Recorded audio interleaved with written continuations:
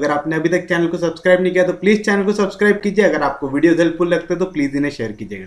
हम कंटिन्यू कर रहे हैं हमारा लीनियर इंडिपेंडेंस और लीनियर डिपेंडेंस। तो चलिए आज का पहला क्वेश्चन क्या दिया हुआ है हमको, आज का फर्स्ट क्वेश्चन। चलिए लिखिए, साथ साथ नोट्स बनाते जाइएगा। Find whether the vectors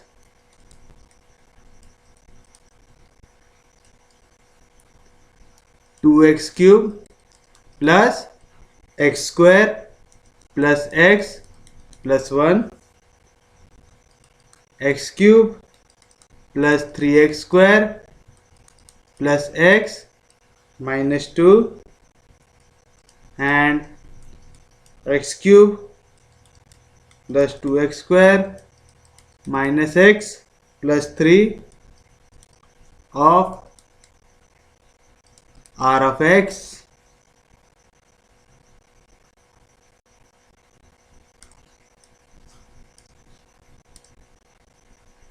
the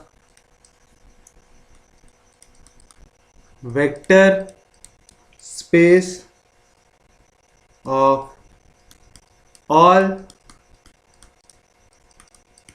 polynomials over the real field are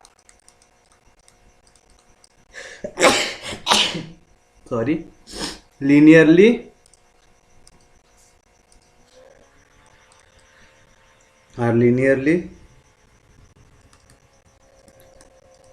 independent और नॉट। चलिए क्या दिया हुआ आपको क्वेश्चन, आपको यहाँ पे 3 वेक्टर्स दिया हुआ है। वेक्टर्स किस फॉर्म में दिए हुए जी आपको यहाँ पे, आपको वेक्टर्स यहाँ पे पॉलिनोमियल के फॉर्म में दिए हुए। ये चीज मालूम है ना, अगर ऐसा x में y में सिर्फ और सिर्फ ऐसा इक्वेशन लिखा हुआ है तो इसको हम क्या बोलते हैं, पॉलिनोमियल बोलते हैं। अगर इसको इज इक्वल्स टू कोई वैल्यू लिख दो तो वो क्या बन जाएगा, इक्वेशन बन जाएगा। यानी सिर्फ और सिर्फ वेरिएबल्स लिखे हुए हैं यहाँ पे तो वो क्या बनेगा, पॉलिनोमियल। इक्वल टू कोई भी वैल्यू डाल दूंगा तो इक्वेशन। तो यहाँ पे हमको 3 पॉलिनोमियल्स दिए हुए, ठीक है, ये रियल स्पेस को बिलोंग कर रहे हैं। तो आपसे पूछ रहा है कि ये जितने वेक्टर आपके जो जितने पॉलिनोमियल है, वेक्टर स्पेस पॉलिनोमियल का, किसमें, रियल फील्ड में ये लीनियरली इंडिपेंडेंट है कि नहीं है। कोई भी चीज लीनियरली इंडिपेंडेंट है कि नहीं हम कैसे चेक करते हैं, हम लोग इक्वेशन लेते हैं, उनको स्केलर मल्टीप्लाई से मल्टीप्लाई करते, ऐड करते और इक्वल टू 0 ले लेते। फिर हम देखते हैं वहां पे जितने वेरिएबल्स है उनकी वैल्यू 0 आ रही कि नहीं आ रही। अगर 0 आ गई तो लीनियरली इंडिपेंडेंट, और अगर नॉन 0 आ गई तो लीनियरली डिपेंडेंट। तो चलिए कैसे करेंगे वाला क्वेश्चन, जल्दी से बताइए। यहाँ पे आपको कितने वेक्टर दिए हुए जी, 3 दिए हुए। तीनों में किसी का भी नाम है क्या, नहीं, तो नामकरण कर लेते हो। लेट पहले वेक्टर को ले लेता हूं अल्फा 1 क्या है जी हमारा, 2x cube plus x square plus x plus 1। दूसरे वेक्टर को ले लेता हूं अल्फा 2 क्या है जी हमारा, x cube plus 3x square plus x minus 2। और तीसरे वेक्टर को ले लेते हैं अल्फा 3 क्या है जी हमारा, x cube plus 2x square minus x plus 3। इसको क्या प्रूव करना है, बताना है कि लीनियरली इंडिपेंडेंट है कि डिपेंडेंट है। तो क्या करेंगे, इनको स्केलर्स के साथ मल्टीप्लाई करेंगे। तो हम लोग कहेंगे लेट या तो कंसिडर, दो में से कोई एक वर्ड कर सकते हैं हम लोग। तो लेट लिख दिया हूं तो लेट ही लिख देता हूं। लेट क्या लेंगे, a alpha 1 plus b alpha 2 plus c alpha 3 is equal to 0 लिखेंगे ऐसा, जहां पे a b c क्या है जी हमारे, where a b and c are scalars है। और ये स्केलर्स कैसे हैं, रियल है ना, क्योंकि यहाँ पे कौन सी फील्ड दिया हुआ है, रियल फील्ड। तो ए बी और सी किसको बिलोंग करेंगे, रियल फील्ड को बिलोंग करेंगे। कोई भी दिक्कत, कोई भी डाउट, अब बस यहाँ पे वैल्यूज को कर दीजिए सब्स्टिट्यूट। तो क्या मिलेगा, a इंटू अल्फा 1 की वैल्यू क्या है जी, 2x cube plus x square plus x plus 1 plus b into alpha 2 क्या है जी यहाँ पे, x cube plus 3x square plus x minus 2 plus c into alpha 3 क्या है जी यहाँ पे, x cube plus 2x square minus x plus 3 is equal to 0। 0 को मैं क्या लिख सकता, देखो यहाँ पे क्यूब की टर्म दिख रही है, स्क्वायर की टर्म दिख रही है, एक्स की टर्म दिख रही है और कांस्टेंट टर्म दिख रही है। तो मैं सबको क्या लिखूंगा, मैं 0 क्या लिख सकता हूं, 0x cube plus 0x square plus 0x plus 0, 0 into x cube क्या होगा 0, 0 into x square 0, 0 into x 0, और 0 को कितनी बार ऐड करो क्या आएंगे आंसर 0। समझा ऐसा क्यों किया? क्योंकि यहाँ पे भी सबसे बड़ा कौन सा पावर है क्यूब, तो हमने भी यहाँ पे 0 के साथ x के क्यूब को मल्टीप्लाई किया। चलिए ब्रैकेट को ओपन कीजिए और एक साथ में पूरा एक्स क्यूब वाली टर्म लिखता हूँ, ठीक है। एक्स क्यूब जहां जहां पे, तो 2a एक्स क्यूब, तो आया 2a आया। फिर उसके बाद कौन सा साइन है यहाँ पे plus b into x cube, तो आएगा प्लस b। फिर उसके बाद plus c into x cube, तो आएगा प्लस c। अगर आपको ऐसे में डाउट आता तो आप पहले ब्रैकेट को ओपन कीजिए, a को सबके साथ मल्टीप्लाई कीजिए, b को सबके साथ मल्टीप्लाई कीजिए, c को सबके साथ मल्टीप्लाई कीजिए, फिर एक्स क्यूब वाली टर्म को एक साथ लेके आइए, एक्स स्क्वायर वाली टर्म को एक साथ, एक्स को एक साथ और कांस्टेंट को एक साथ, या तो फिर जैसा मैं कर रहा हूं वैसा कीजिए। अब दूसरे इससे क्या कॉमन निकलेगा जी, एक्स स्क्वायर कॉमन निकलेगा, तो a into x square a, यहाँ पे plus b into 3x square, तो क्या मिलेगा प्लस 3bx स्क्वायर। फिर उसके बाद c इंटू 2x स्क्वायर, तो क्या मिलेगा प्लस 2cx स्क्वायर मिलेगा जी। कोई भी दिक्कत, कोई भी डाउट? यहाँ से क्या कॉमन निकला, सब में क्या कॉमन था, x का स्क्वायर। कोई भी दिक्कत, कोई भी डाउट? फिर उसके बाद देखिए एक्स वाली टर्म, देखिए एक्स वाली टर्म से क्या क्या कॉमन निकाल सकते हैं, a मल्टीप्लाई होगा एक्स से तो क्या मिलेगा a, b मल्टीप्लाई एक्स से तो क्या मिलेगा b, यहाँ पे c मल्टीप्लाई होगा माइनस एक्स से तो क्या मिलेगा माइनस c, और x निकाल लें यहाँ से कॉमन। समझा? a into x a x हो जाएगा, b into x b x हो जाएगा, plus c into minus c x हो जाएगा। x को निकाल लिए कॉमन, तो क्या मिला a plus b minus c into x. उम्मीद है समझ रहा होगा। फिर उसके बाद कांस्टेंट वाली टर्म a इंटू 1 क्या मिलेगा जी, a मिलेगा, तो यहाँ पे a, यहाँ पे b into minus two b, plus 3 into c plus 3c is equal to 0x cube plus 0x square plus 0x plus c। कोई भी दिक्कत, कोई भी डाउट? अब आप एक चीज देखिए, सेम चीज जो हम अभी तक लॉजिक लगा के आ रहे थे, सेम टाइप के कोएफिशिएंट की वैल्यू कैसी रहेंगी, इक्वल। जैसे देखिए यहाँ पे भी एक्स क्यूब का कोएफिशिएंट है, यहाँ का एक्स क्यूब इक्वल के इधर के एक्स क्यूब के साथ इक्वल रहेगा। यहाँ पे एक्स स्क्वायर वाला कोएफिशिएंट यहाँ के एक्स स्क्वायर वाले के साथ इक्वल रहेगा, यहाँ पे एक्स वाला कोएफिशिएंट यहाँ पे एक्स वाले कोएफिशिएंट के साथ इक्वल रहेगा, और यहाँ पे कांस्टेंट वाली टर्म कांस्टेंट वाली टर्म के साथ इक्वल रहेंगे, है ना, क्योंकि जो LHS रहता है वो इक्वल टू RHS है यहाँ पे। तो देखो एक्स क्यूब का कोएफिशिएंट क्या है जी, यहाँ पे है 2a plus b plus c, और राइट हैंड साइड में एक्स क्यूब का कोएफिशिएंट क्या है 0। समझा यहाँ तक? पक्के में समझा? दूसरा देखिए यहाँ पे क्या मिलेगा, a plus 3b plus 2c is equal to, यहाँ पे एक्स स्क्वायर का कोएफिशिएंट 0, यहाँ पे एक्स का coefficient a plus b minus c is equal to, यहाँ पे एक्स का कोएफिशिएंट 0, यहाँ पे कांस्टेंट का coefficient a minus 2b plus 3 is equal to 0, 3c होगा यहाँ पे, 3c इज इक्वल टू 0। कोई भी दिक्कत, कोई भी डाउट? ये चीज समझा? पक्के में समझा? सच में समझा? कोई दिक्कत नहीं, कोई डाउट नहीं, सबको समझ रहा, पक्के में समझ रहा, सच में समझ रहा, कोई दिक्कत नहीं। अब हम लोग क्या करेंगे, ये इक्वेशन को लिखेंगे मैट्रिक्स फॉर्म में। तो मैं इसको पीछे वाले पेज पे ले लेता हूं, चलिए यहाँ पे इसको कर देंगे हम लोग पेस्ट।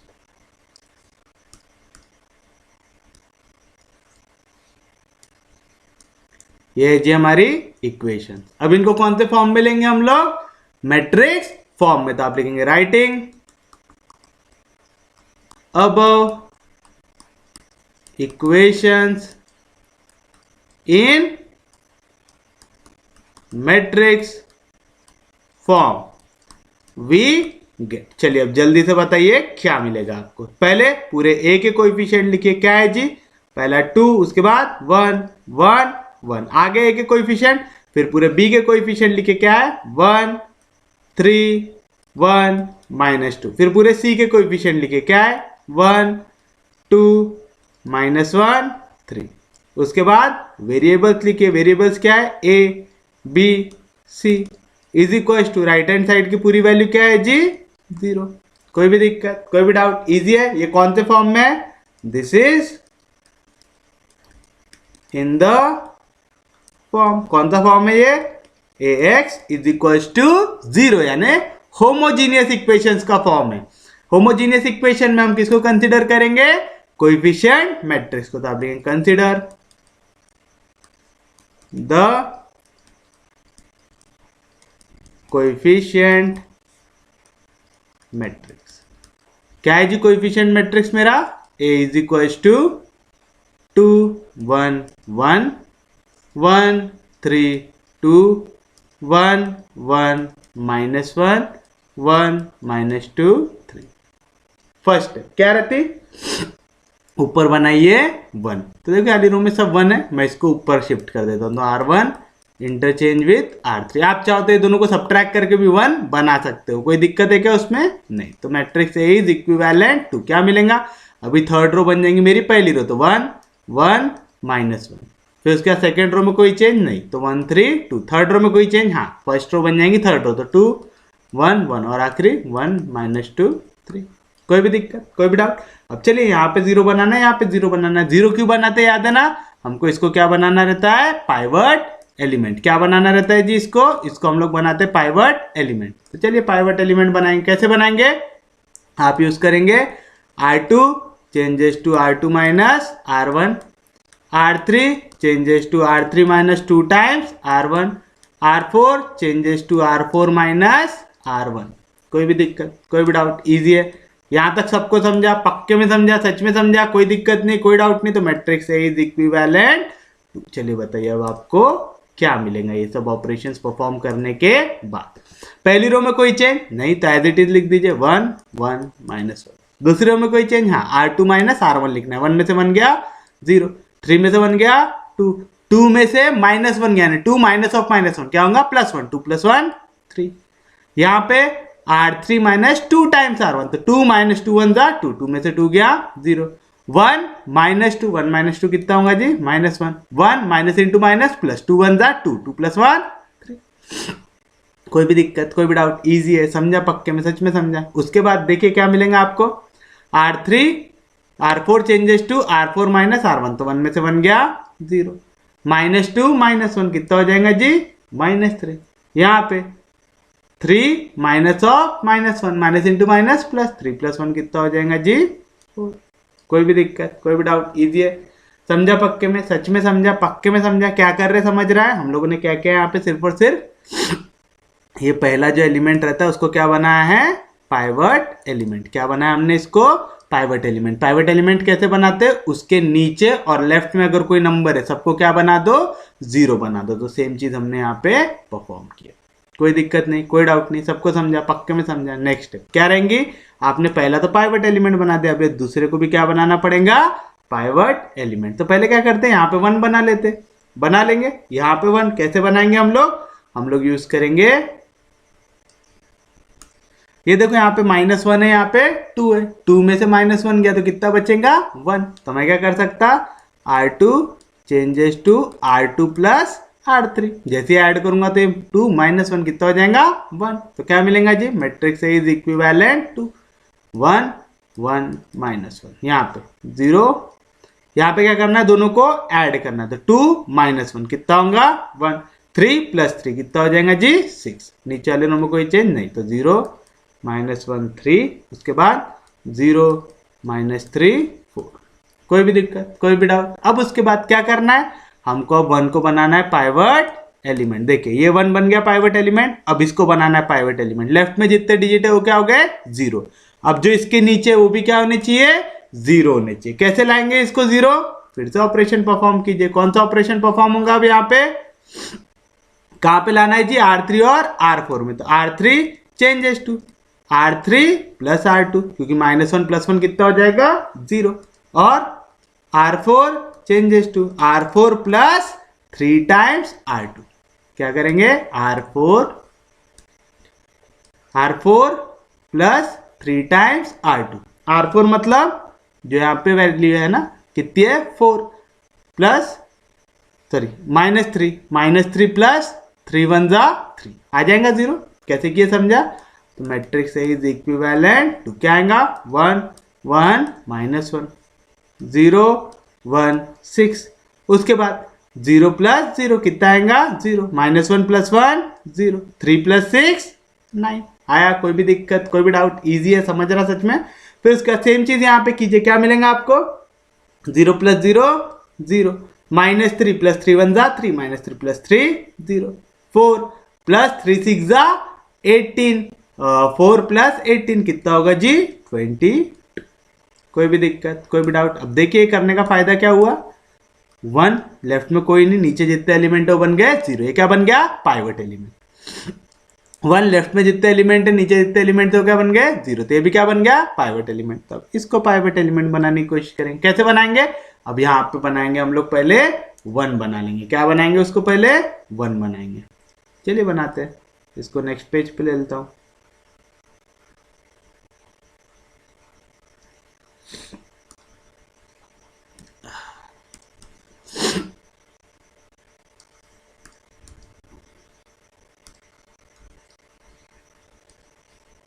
अरे यार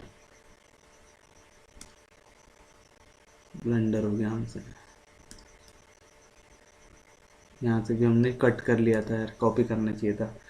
चलिए मैट्रिक्स से फिर से क्या बनेगा हमारा 1 1 -1 0 1 6, शायद 0 0 9 था और 0 0 22 था, है ना, जहाँ तक मुझे याद है।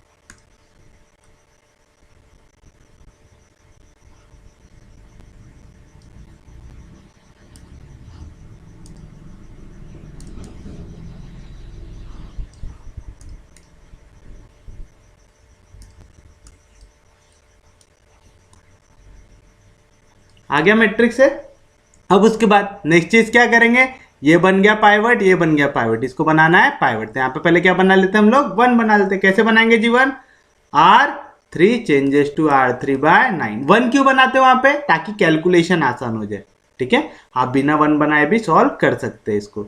जैसे हम लोग चाहे ना तो R4 में डायरेक्ट वैल्यू ला सकते, कैसा, सामने वाले कोएफिशिएंट को इससे मल्टीप्लाई कर देना है ना। आप यूज कर सकते हैं 9 टाइम्स R4 -22 टाइम्स R3, तो भी R4 की वैल्यू 0 आया था, लेकिन 1 बना लिए तो क्वेश्चन थोड़ा आसान हो जाता। तो A इज इक्विवेलेंट टू क्या मिलेगा 1 1 -1 0 1 6 0 0 1, और यहाँ पे क्या आएगा 0 0 22। अब बस इसको पाइवट एलिमेंट बनाना है। कैसे बनाएंगे जी इसको पाइवट एलिमेंट, उसके लेफ्ट में और नीचे क्या बना लो 0 बना लो। लेफ्ट में तो ऑलरेडी 0, नीचे क्या बनाना है 0, तो 22 -22 कर लो, मतलब R4 changes to R4 -22 times R3, तो क्या मिलेगा मैट्रिक्स इज इक्विवेलेंट 1 1 -1 0 1 6 0 0 1, और ये नीचे सबसे आखिरी वाली 0 0 0 आएगा। कोई भी दिक्कत, कोई भी डाउट? अब आप क्या यूज करेंगे, फॉर्मूला। कौन सा formula, rank of a matrix का। रैंक ऑफ अ मैट्रिक्स का फॉर्मूला याद है सबको, क्या रहता, we know that, we know that. क्या मालूम है जी आपको, रैंक ऑफ अ मैट्रिक्स। क्या रहता रैंक ऑफ अ मैट्रिक्स का formula, is equal to number of non zero rows is equal to number of pivot elements रहता। तो बताइए यहाँ पे कोएफिशिएंट मैट्रिक्स का रैंक क्या आएगा। कोएफिशिएंट मैट्रिक्स में कितने पाइवट एलिमेंट दिख रहा है आपको, 1 2 3 दिख रहा है, तो कितना रैंक आएगा 3। आप चाहो तो नंबर ऑफ नॉन जीरो रो देख लो, पहली रो में भी है आपके पास 1 ऐसा एलिमेंट है जो 0 नहीं है, दूसरे रो में भी 1 और 6 ऐसे एलिमेंट है जो 0 नहीं है, तीसरे रो में भी 1 ऐसा एलिमेंट है जो 0 नहीं है, तो कितनी नॉन जीरो रो हुई 3, तो रैंक कितना हो जाएगा 3 होगा। अब आप एक चीज बताइए, यहाँ पे वेरिएबल कितने हैं, ए बी और सी, कितने वेरिएबल है 3 है, तो आप इसको बोल सकते हैं ये इक्वल है कैसे, नंबर ऑफ वेरिएबल से है। अगर rank of a matrix equal है नंबर ऑफ वेरिएबल से, जब भी ऐसा होता है तो सॉल्यूशन कैसा होता है आपका, आपका वहां पे हमेशा होता है ट्रिवियल सॉल्यूशन। तो आप लिखेंगे therefore the given system of equation have a trivial solution. Trivial solution का ही मतलब क्या होता है, जीरो सॉल्यूशन, यानी जितने भी आपके वहां पे स्केलर्स है उनकी वैल्यू क्या हो जाएंगी, जीरो। वेरिएबल्स की वैल्यू क्या हो जाएंगी, जीरो। कौन कौन से वेरिएबल थे जी यहाँ पे, ए, बी और सी। तो आप बोल सकते हैं therefore a is equal to zero, b is equal to zero, c is equal to zero. अगर हर एक वेरिएबल की वैल्यू जीरो हो जाए तो सिस्टम कैसा होता है, लीनियरली इंडिपेंडेंट होता है। यही प्रूव करना था आपको कि लीनियरली इंडिपेंडेंट है कि नहीं। तो आप क्या लिखेंगे, therefore the vector space of all polynomial over the real field are linearly independent. क्या लिखेंगे final answer, therefore the vector space of all polynomial over the real field are linearly independent आएगा। आप चाहो तो ऐसा भी लिख सकते पहले, therefore alpha 1, alpha 2 and alpha 3 are linearly independent, और फिर वाली लाइन लिखी वहां से कॉपी और पेस्ट। कोई भी दिक्कत, कोई भी डाउट, इजी है, सबको समझा, पक्के में समझा यार। अब तो कोई दिक्कत आनी नहीं चाहिए, अब तो इस टाइप के हमने बहुत सारे क्वेश्चंस देख चुके हैं। देखिए जैसे आपका दिया हुआ है अगला क्वेश्चन अब थोड़ा सा अलग है। अगला क्वेश्चन क्या दिया हुआ है जी हमारा, देखिए आपको अगर कोई भी डाउट आता है तो प्लीज मुझे मैसेज करके पूछ लीजिएगा। Find the maximal linearly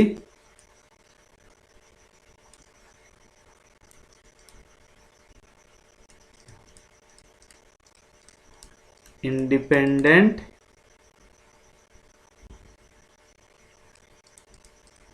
subsystem of the system of vectors alpha 1 is equals to 2 minus 2 minus 4, उसके बाद अल्फा 2 इज इक्वल टू 1 9 3, उसके बाद alpha 3 is equal to minus 2 minus 4 1, उसके बाद alpha 4 is equal to 3 7 minus 1। चलिए आपको क्या पूछ रहा है, आपको maximum linearly independent sub system बनाना है। ठीक है, क्या बनाना है, लीनियरली इंडिपेंडेंट सब सिस्टम बनाना है। अब हमको उससे पहले तो ये देखना पड़ेगा कि यहाँ पे कौन कौन से लीनियरली इंडिपेंडेंट आपके पास कॉलम या तो लीनियरली इंडिपेंडेंट वेक्टर कितने यहाँ पे प्रेजेंट है। कैसे देखेंगे, हम लोग सेम मेथड से जाएंगे। क्या लेंगे, स्केलर्स लेंगे, स्केलर से इनको मल्टीप्लाई करेंगे और हम लोग फाइंड आउट करेंगे कि वहाँ पे कितने स्केलर्स की ऐसी वैल्यू आ रही है जो नॉन जीरो हो सकती है। कैसे, सेम मेथड से जाएंगे। जहाँ पे थोड़ा सा चेंज है वहाँ पे मैं आपको बता दूंगा। जैसे देखिए आपको यहाँ पे पूरे वेक्टर्स दिए हुए हैं, क्या क्या वेक्टर्स दिए हुए हैं, अल्फा 1 दिया हुआ है कितना 2 माइनस 2 माइनस 4, अल्फा 2 दिया हुआ है कितना 1 9 3, अल्फा 3 दिया हुआ है कितना माइनस 2 माइनस 4 1, और अल्फा 4 दिया हुआ है कितना 3 7 माइनस 1 दिया हुआ है। अब आप वैल्यू को कंसिडर कर ले, तो लिखो let a alpha 1 plus b alpha 2 plus c alpha 3 plus d alpha 4 is equal to 0। जहां पे ए बी सी डी क्या है जी, where a b c and d are scalars है which belongs to real field. कोई भी दिक्कत, कोई भी डाउट, इजी यहां तक समझा, पक्के में समझा। बस अब वैल्यू को कर दीजिए सब्सटीट्यूट। तो ए इंटू अल्फा 1, अल्फा 1 क्या है जी आपका 2 minus 2 minus 4, plus b into alpha 2, alpha 2 कितना है जी 1 9 3, plus c into alpha 3, alpha 3 कितना है minus 2 minus 4 1, plus d into alpha 4, alpha 4 कितना है जी आपका 3 7 माइनस 1 इज इक्वल टू, ये क्या है ऑर्डर्ड पेयर, कितने कोएफिशिएंट x y और z, 3 कोएफिशिएंट है तो आप लिखेंगे 0 0 0। कोई भी दिक्कत, कोई भी डाउट, तो चलिए अब मल्टीप्लाई कीजिए। ऑर्डर्ड पेयर में हमेशा ब्रैकेट ओपन होंगे, तो ए बी सबसे आके मल्टीप्लाई होंगे, आपका पहला कोएफिशिएंट यहाँ के पहले से ऐड होगा, इसके पहले से, इसके पहले से, है ना, यानी जो नंबर का कोएफिशिएंट है उसी नंबर पे ऐड होगा। तो क्या मिलेगा, 2 into a 2a, b one जा b, minus 2 into c minus 2c, 3 into d 3d, फिर से minus 2 into a minus 2a, फिर उसके बाद 9 into b 9b, minus 4 into c minus 4c, plus 7 into d 7d आएगा। तीसरा देखिए, minus 4 into a minus 4a, plus 3 into b 3b, plus c one जा c, minus 1 into d minus d. कोई भी दिक्कत, कोई भी डाउट, इजी है, समझा पक्के में, सच में समझा, पक्के में समझा, इज इक्वल टू 0 0 0 आएगा। कोई दिक्कत नहीं, कोई डाउट नहीं। अब ऑर्डर्ड पेयर है तो पहला कोएफिशिएंट इक्वल रहेगा पहले वाले से, मतलब 2a plus b minus 2c plus 3d, ये पहला कोएफिशिएंट इक्वल रहेगा इसके पहले से, यानी इक्वल टू 0। दूसरा क्या है जी, minus 2a plus 9b minus 4c plus 7d is equal to 0। तीसरा क्या है जी, minus 4a plus 3b plus c minus d is equal to 0। बन गया आपकी इक्वेशंस। बस अब इसको कौन से फॉर्म में लिखेंगे, मैट्रिक्स फॉर्म में। कौन से फॉर्म में लिखेंगे जी इसको, मैट्रिक्स फॉर्म में। चलिए पहले इसको पीछे वाले पेज पे लेके जाते हैं।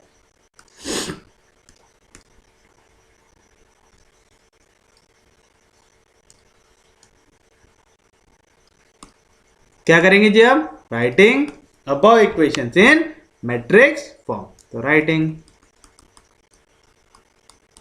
above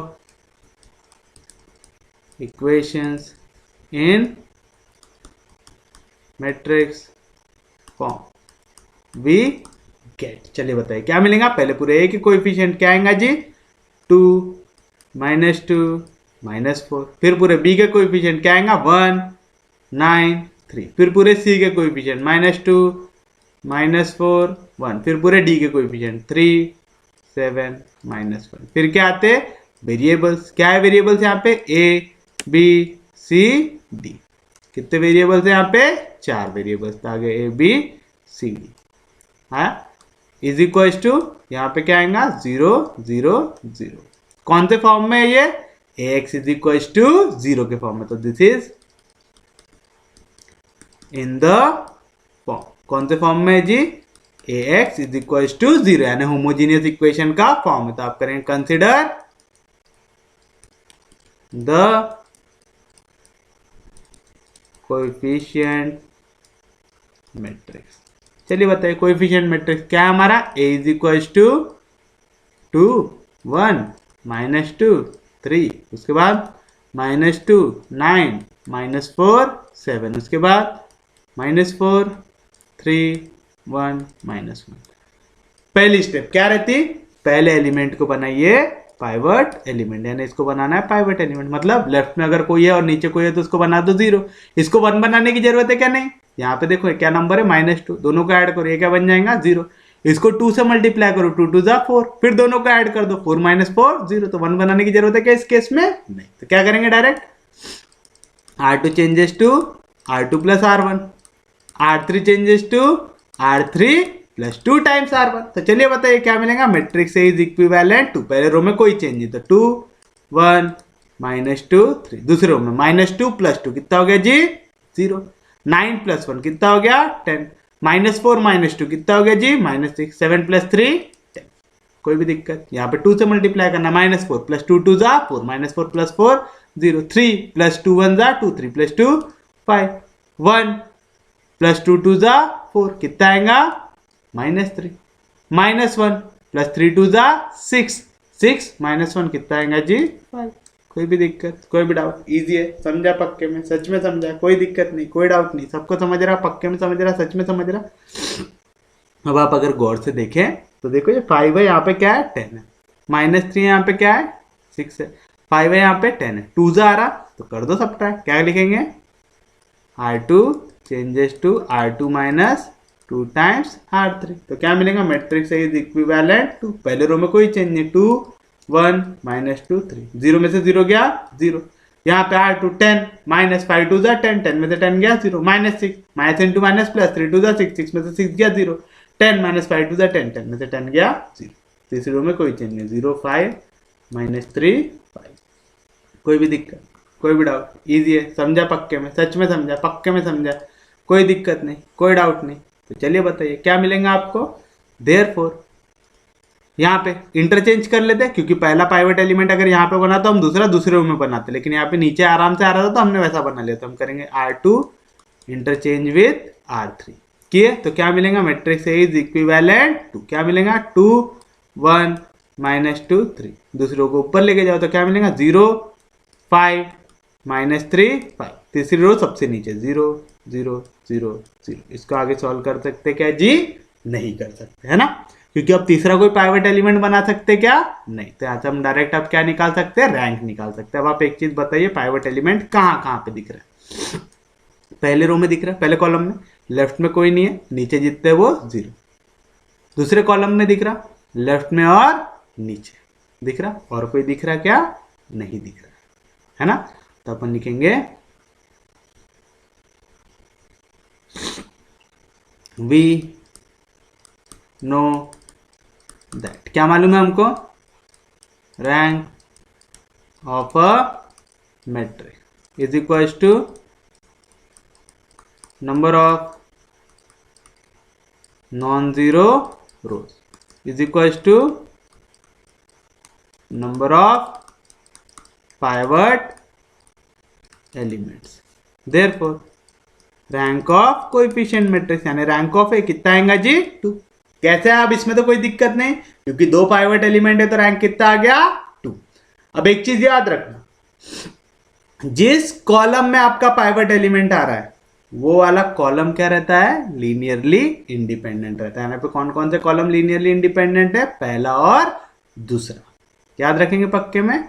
और जितना रैंक आता है उतने ही लीनियरली इंडिपेंडेंट वैल्यूज बनते हैं, क्योंकि मैंने क्या बोला, गौर से सुनो, जितने कॉलम में पाइवट एलिमेंट आते हैं वो कैसे रहते हैं? Linearly independent. यहाँ पे कितने कॉलम में पाइवट एलिमेंट आए? 2 में, तो यहाँ पे कितने आपके लीनियरली इंडिपेंडेंट बनेंगे? 2 बनेंगे। कोई भी दिक्कत, कोई भी डाउट? तो आप लिखेंगे देयरफॉर, हमको यहाँ पे सिर्फ और सिर्फ क्या बोला था, आपको क्या निकालना है? Maximum linearly independent subsystem. कितने मैक्सिमम आप लीनियरली इंडिपेंडेंट सबसिस्टम बना सकते? कितने बना सकते? 2, है ना, क्योंकि हमारा रैंक कितना है यहाँ पे? 2। तो हम कितने मैक्सिमम सिस्टम बना सकते हैं? 2। तो आप देखेंगे देयरफॉर द मैक्सिमल, क्या था? Maximum linearly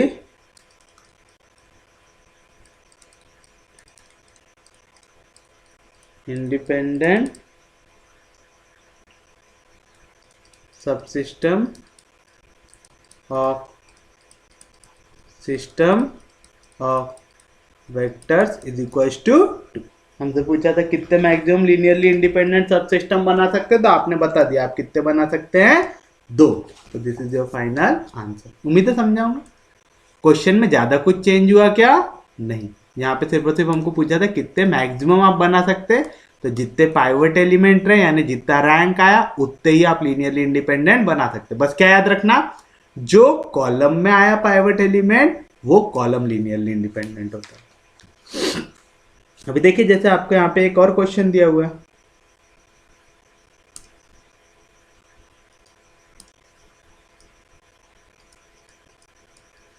in vector space V over real field R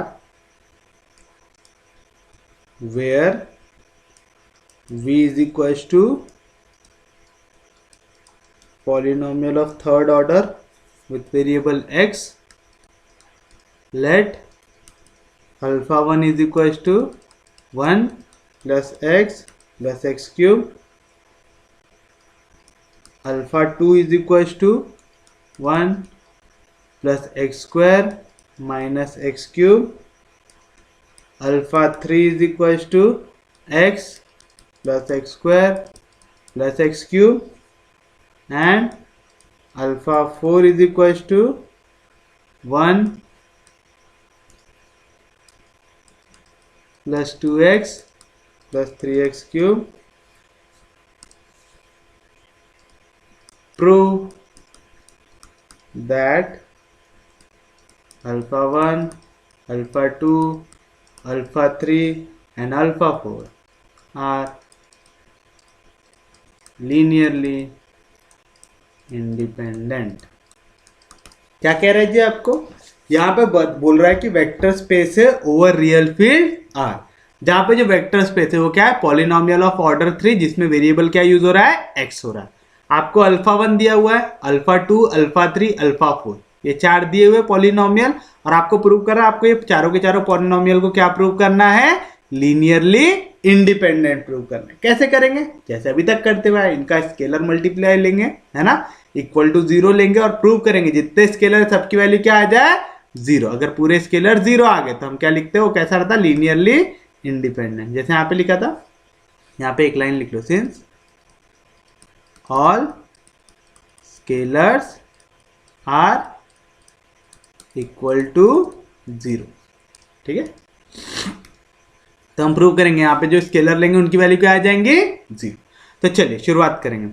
but आप यहाँ पे देखिए, आपको कैसा दिया हुआ है? कांस्टेंट, फिर x, x क्यूब, यहाँ पे x स्क्वायर, है ना, यहाँ पे कांस्टेंट नहीं है, तो ऐसे में गलती होने की चांसेस बहुत ज़्यादा बढ़ जाती है।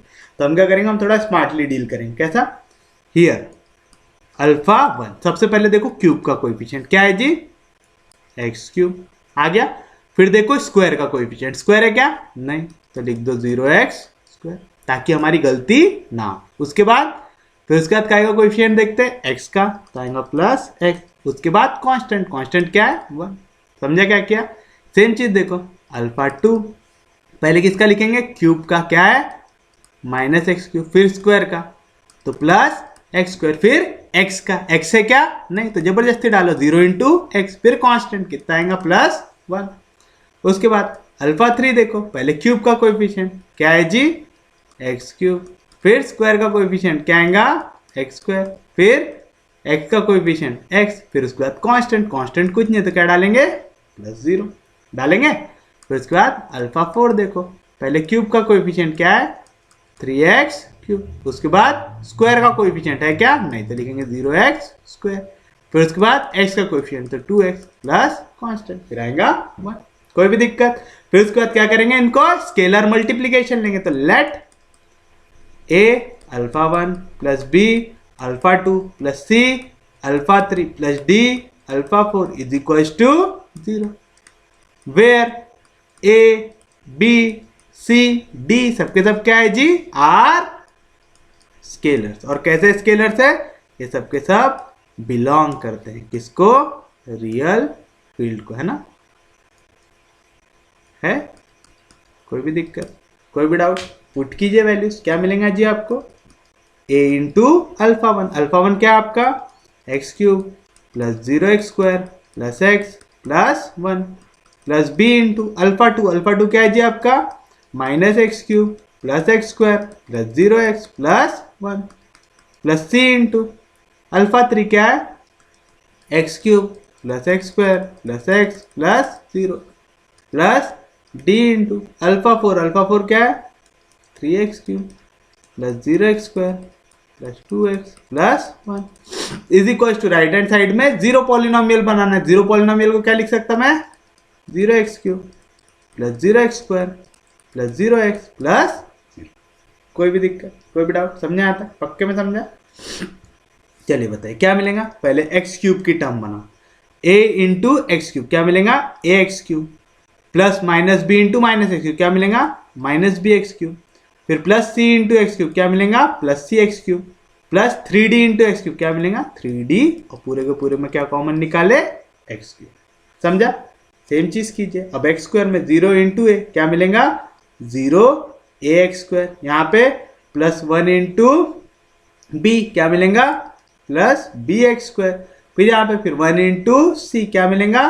प्लस सी एक्स स्क्वायर, फिर उसके बाद डी के लिए प्लस 0 इंटू डी क्या मिलेगा? Plus 0d x square. बन गया एक्स स्क्वायर का भी। अब उसके बाद किस में आएंगे? एक्स में, तो a1 था क्या मिलेगा? a इंटू एक्स फिर उसके बाद प्लस 0 इंटू बी एक्स, क्या मिलेगा 0 बी एक्स, फिर प्लस सी वन जा सी एक्स, तो आएगा प्लस 1 इंटू सी, 1 इंटू सी को सी लिखता हूं, ठीक है, सी एक्स आएगा।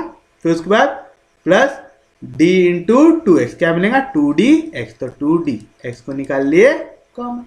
कोई भी दिक्कत, कोई भी डाउट, समझ रहा है ना क्या कर रहा? ऐसा डाउट आता है तो प्लीज पहले ए को कॉमन मल्टीप्लाई करो, बी को मल्टीप्लाई करो, सी को, डी को, फिर एक्स क्यूब वाली टर्म्स में से एक्स क्यूब को कॉमन निकालो, एक्स स्क्वायर वाली में से एक्स स्क्वायर को कॉमन निकालो, ऐसा करो अगर डाउट आता है तो। उसके बाद कांस्टेंट टर्म आएंगे, ए वन जा ए, प्लस बी वन जा बी, प्लस 0 सी वन जा 0 सी, प्लस डी वन जा d is equal to 0 x cube 0 x square 0 x plus 0। चलिए बताइए तो क्या मिलेगा आपको यहाँ से? पहली इक्वेशन क्या मिलेगा? A minus b plus c plus 3d is equal to 0। दूसरी equation 0a plus b plus c plus 0d is equal to 0। तीसरी equation a plus 0b plus c plus 2d is equal to 0। और चौथी equation क्या मिलेगा जी? a plus b plus 0c plus d is equal to 0। कोई भी दिक्कत, कोई भी डाउट? अब बस इनको क्या में लिखना है जी हमको? इनको हमको लिखना है वेक्टर फॉर्म में, सॉरी वेक्टर फॉर्म बोल रहा हूँ, मैट्रिक्स फॉर्म में लिखेंगे।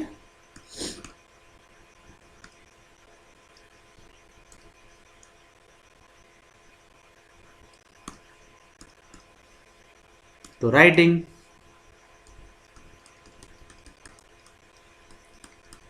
above equations in matrix form we get। चलिए बताइए क्या मिलेगा? पहले पूरे a के कोएफिशिएंट क्या है जी? 1 0 1 1 है ऐसा।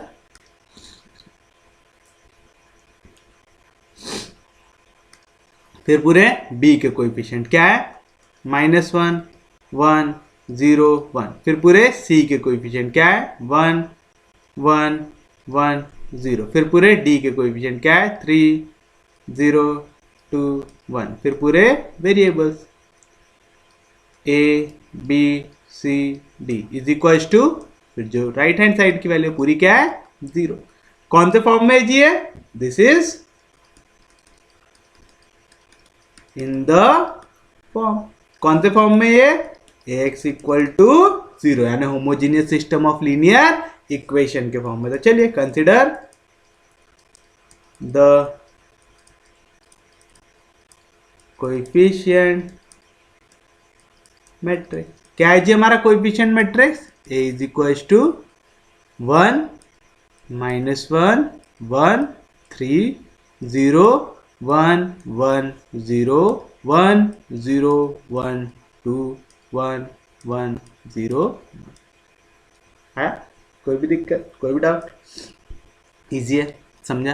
अब क्या करते हैं? हमेशा पहले एलिमेंट को बनाते पाइवट एलिमेंट। इसको बनाना है जी हमको पाइवट एलिमेंट। कैसे बनाएंगे? इसके अगर लेफ्ट में कोई एलिमेंट है तो वो, और नीचे जितने एलिमेंट है उनको क्या बनाना पड़ता? 0। तो ये तो ऑलरेडी 0 है, नीचे के दो को 0 बना लो। तो क्या करेंगे?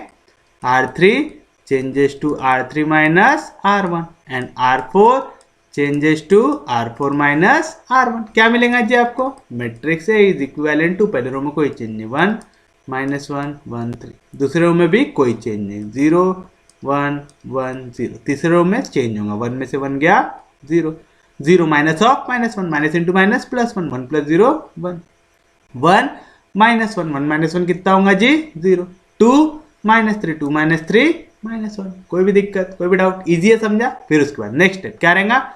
1 में से 1 गया, कितना आएगा? 0 1 minus of -1 1 minus minus plus 1 plus 1 2 0 -1 -1 1 -3 कितना आएगा जी? -2। कोई भी दिक्कत, कोई भी डाउट? पहला एलिमेंट सॉरी पहला एलिमेंट क्या बन गया जी आपका? पाइवट एलिमेंट बन गया। हाँ, किसकी बारी आएंगी? दूसरे एलिमेंट की। अब ये दूसरे एलिमेंट को बनाना है पाइवट एलिमेंट। कैसे बनाएंगे? लेफ्ट में जितने एलिमेंट है वो जीरो और नीचे जितने एलिमेंट है उनको जीरो। लेफ्ट में तो ऑलरेडी जीरो आ गया, आप कहाँ पे लाएंगे? नीचे जीरो। नीचे कैसे जीरो लाएंगे? R3 changes to R3 minus R2, R4 changes to R2 minus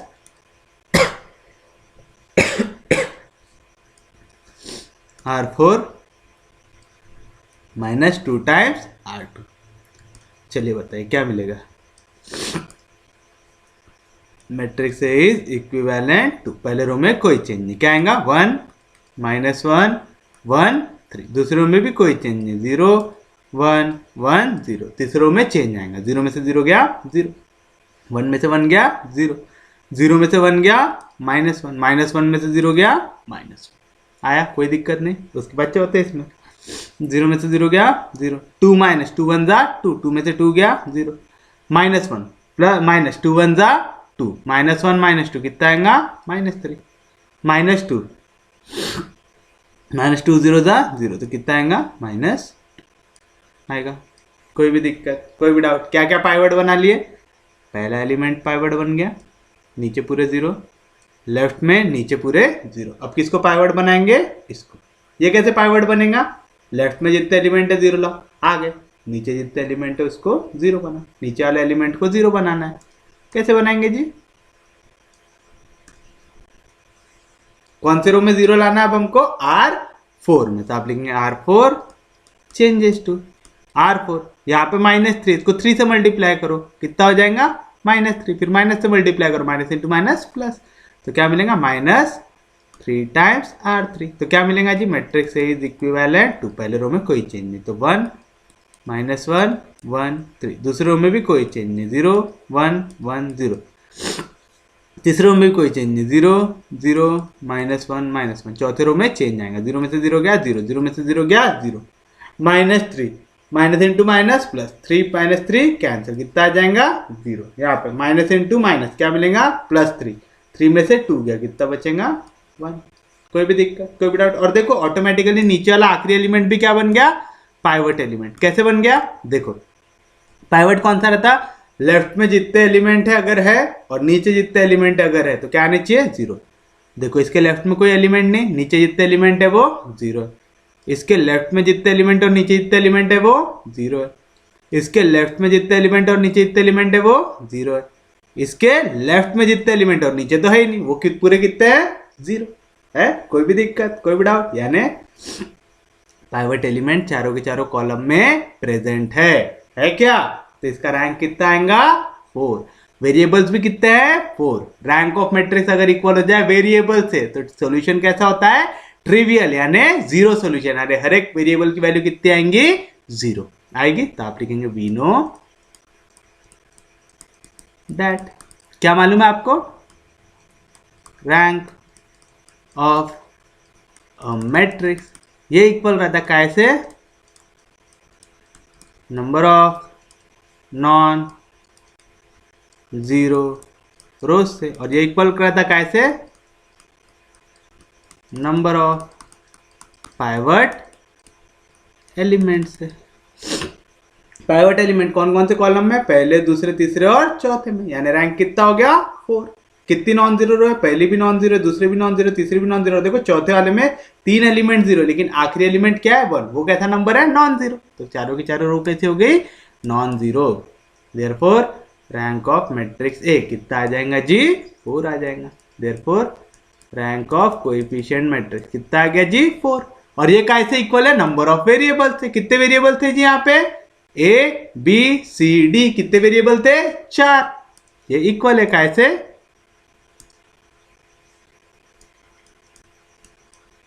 number of variable से थे। ये भी कितना था? इक्वल टू 4 था। कोई भी दिक्कत, कोई भी डाउट?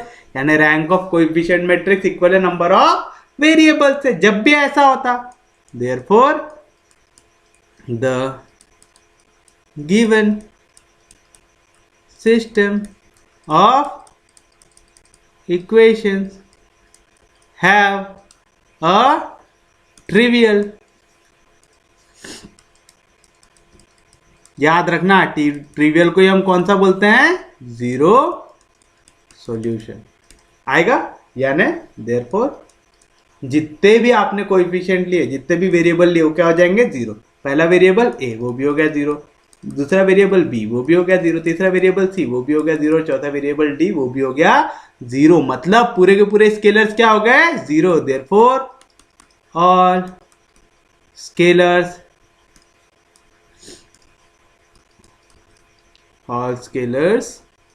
आर इक्वल टू जीरो। जब भी सब स्केलर जीरो हो जाए, यानी आपके जो इतने भी वेक्टर है वो कैसे हो जाते हैं, linearly independent. This implies alpha 1, alpha 2, alpha 3 and alpha 4 are linearly independent, linearly independent.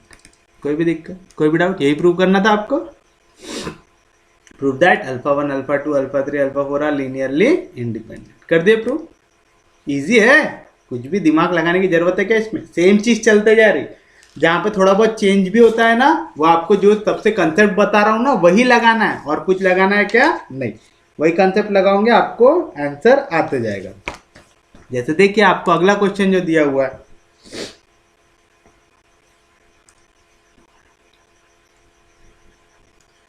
जैसे अगला क्वेश्चन देखिए, for what value of a is the set. कौन सा सेट दिया हुआ है जी हमको, S is equal to 1 1 1 plus a, 2 2 plus a, 2 plus a, 3 plus a, 3 plus a, 3 plus ए,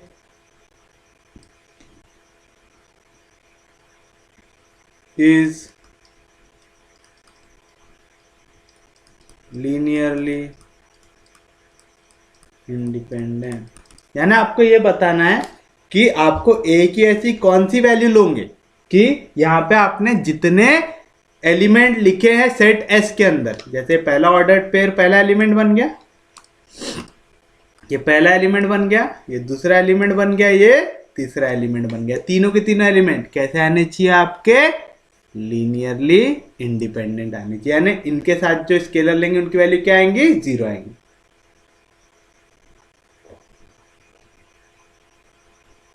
और एक चीज, इनके साथ के स्केलर्स की वैल्यू जीरो कब आती, इनके साथ के स्केलर्स की वैल्यू जीरो तब आती है जब रैंक ऑफ मैट्रिक्स ये इक्वल आता है नंबर ऑफ वेरिएबल्स के साथ, तभी सॉल्यूशन कैसा होता है, ट्रिवियल। तभी स्केलर की वैल्यू कितनी आती, जीरो। यानी यहां पे जो हमारा मैट्रिक्स बनेगा उसकी जो रैंक रहेगी, गौर से सुनना ठीक है, उसकी जो रैंक रहेगी वही क्या रहनी चाहिए हमारी, यहाँ पे जैसे इसकी जो रैंक आएंगी, जितनी भी रैंक आएंगी वो कैसे इक्वल रहना चाहिए, नंबर ऑफ वेरिएबल्स। यहाँ पे कितने एलिमेंट ले रहे हैं हम लोग, 3, यानी कितने वेरिएबल लेंगे, 3। वो तीनों के तीनों वेरिएबल्स की वैल्यू जीरो लाने के लिए क्या रहना चाहिए, रैंक ऑफ मैट्रिक्स इक्वल रहना चाहिए हमारे नंबर ऑफ वेरिएबल्स के साथ। ठीक है, नहीं भी समझा तो टेंशन मतलब, अभी जब क्वेश्चन कराऊंगा तो समझ में आ जाएगा।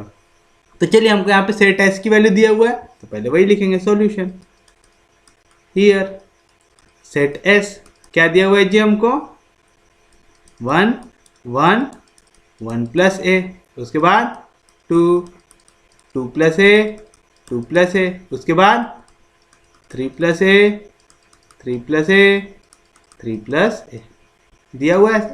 कोई भी दिक्कत, कोई भी डाउट, तो इसको पहले वाले को अल्फा 1 मान लो, दूसरे वाले को अल्फा 2 मान लो, तीसरे वाले को अल्फा 3 मान लो। तो आप लिखेंगे let alpha 1 is equal to 1 1 1 plus a, alpha 2 is equal to 2 2 plus a 2 plus a, and alpha 3 is equal to 3 plus a 3 plus a 3 plus a. अब हम क्या करते हैं, इनको स्केलर्स के साथ मल्टीप्लाई करते इक्वल टू 0 लेते। बट आप यहाँ पे स्केलर ए बी सी ले सकते क्या? नहीं ले सकते, क्योंकि यहाँ पे ए ऑलरेडी लिखा हुआ है। जो चीज लिखी हुई है उसको फिर से लेते क्या? नहीं। तो यहाँ पे हम स्केलर बदल देंगे, क्या ले लेंगे? एक्स वाई जेड ले लेंगे। तो let x into alpha 1 plus y into alpha 2 plus z into alpha 3 be equal to 0, where x y z are scalars which belongs to R. समझा? तो एकदम हायरे मोरे दैया करने मत लगना कि यहाँ पे तो ये आगे आप क्या करूँ भाई, स्केलर लेना है, कुछ भी ले लो ना, अल्फाबेट तो इतने सारे हैं, कोई भी उठा लो वहां से। समझा पक्के में? कोई भी दिक्कत, कोई भी डाउट? तो चलिए बताइए क्या मिलेगा आपको। x इंटू अल्फा 1, अल्फा 1 की वैल्यू क्या है जी? 1 1 1 प्लस है plus y into alpha 2, alpha 2 की वैल्यू क्या है जी? 2 2 प्लस है तो उसके बाद plus z into alpha 3, alpha 3 क्या है? x plus a 3 plus a is equal to ordered pair. कितने एलिमेंट है? 3 कोएफिशिएंट है ना, तो यहाँ पे भी आ जाएगा 0 0 0। समझा? पक्के में समझा? सच में समझा? चलिए पहले इसमें क्या मिलेगा?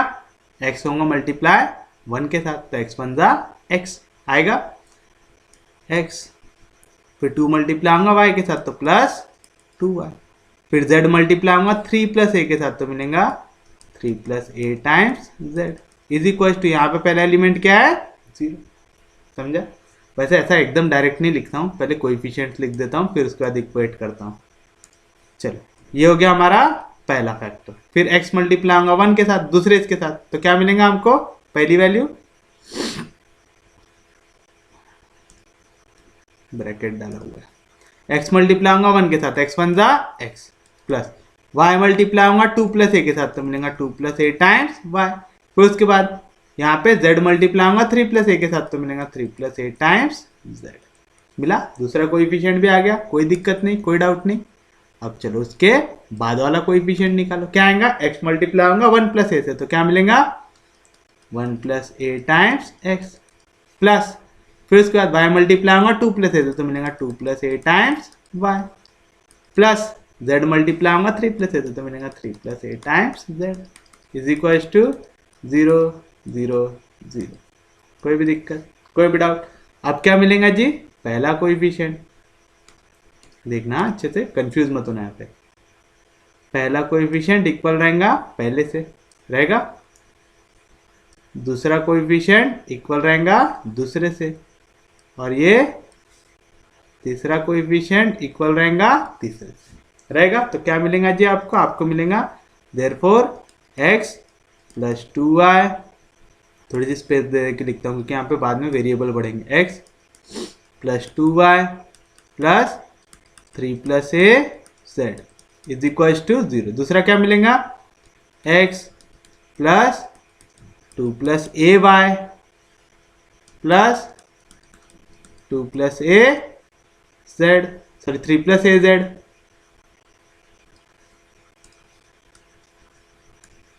3 plus a z is equal to 0। और तीसरा क्या मिलेगा जी मेरे को? 1 plus a x plus 2 plus a y plus 3 plus a z is equal to 0। मिल गई तीनों इक्वेशन? कोई भी दिक्कत, कोई भी डाउट? इजी है? समझा पक्के में? सच में समझा? पक्के में समझा? तीनों इक्वेशन कैसे लिखे समझा?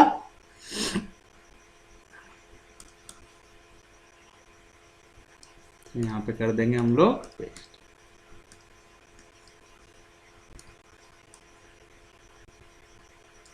आगे इक्वेशंस, चलिए अब इनको कौन से फॉर्म में लिखेंगे हम लोग? इनको हम लोग लिखेंगे मैट्रिक्स फॉर्म में। तो राइटिंग above equations in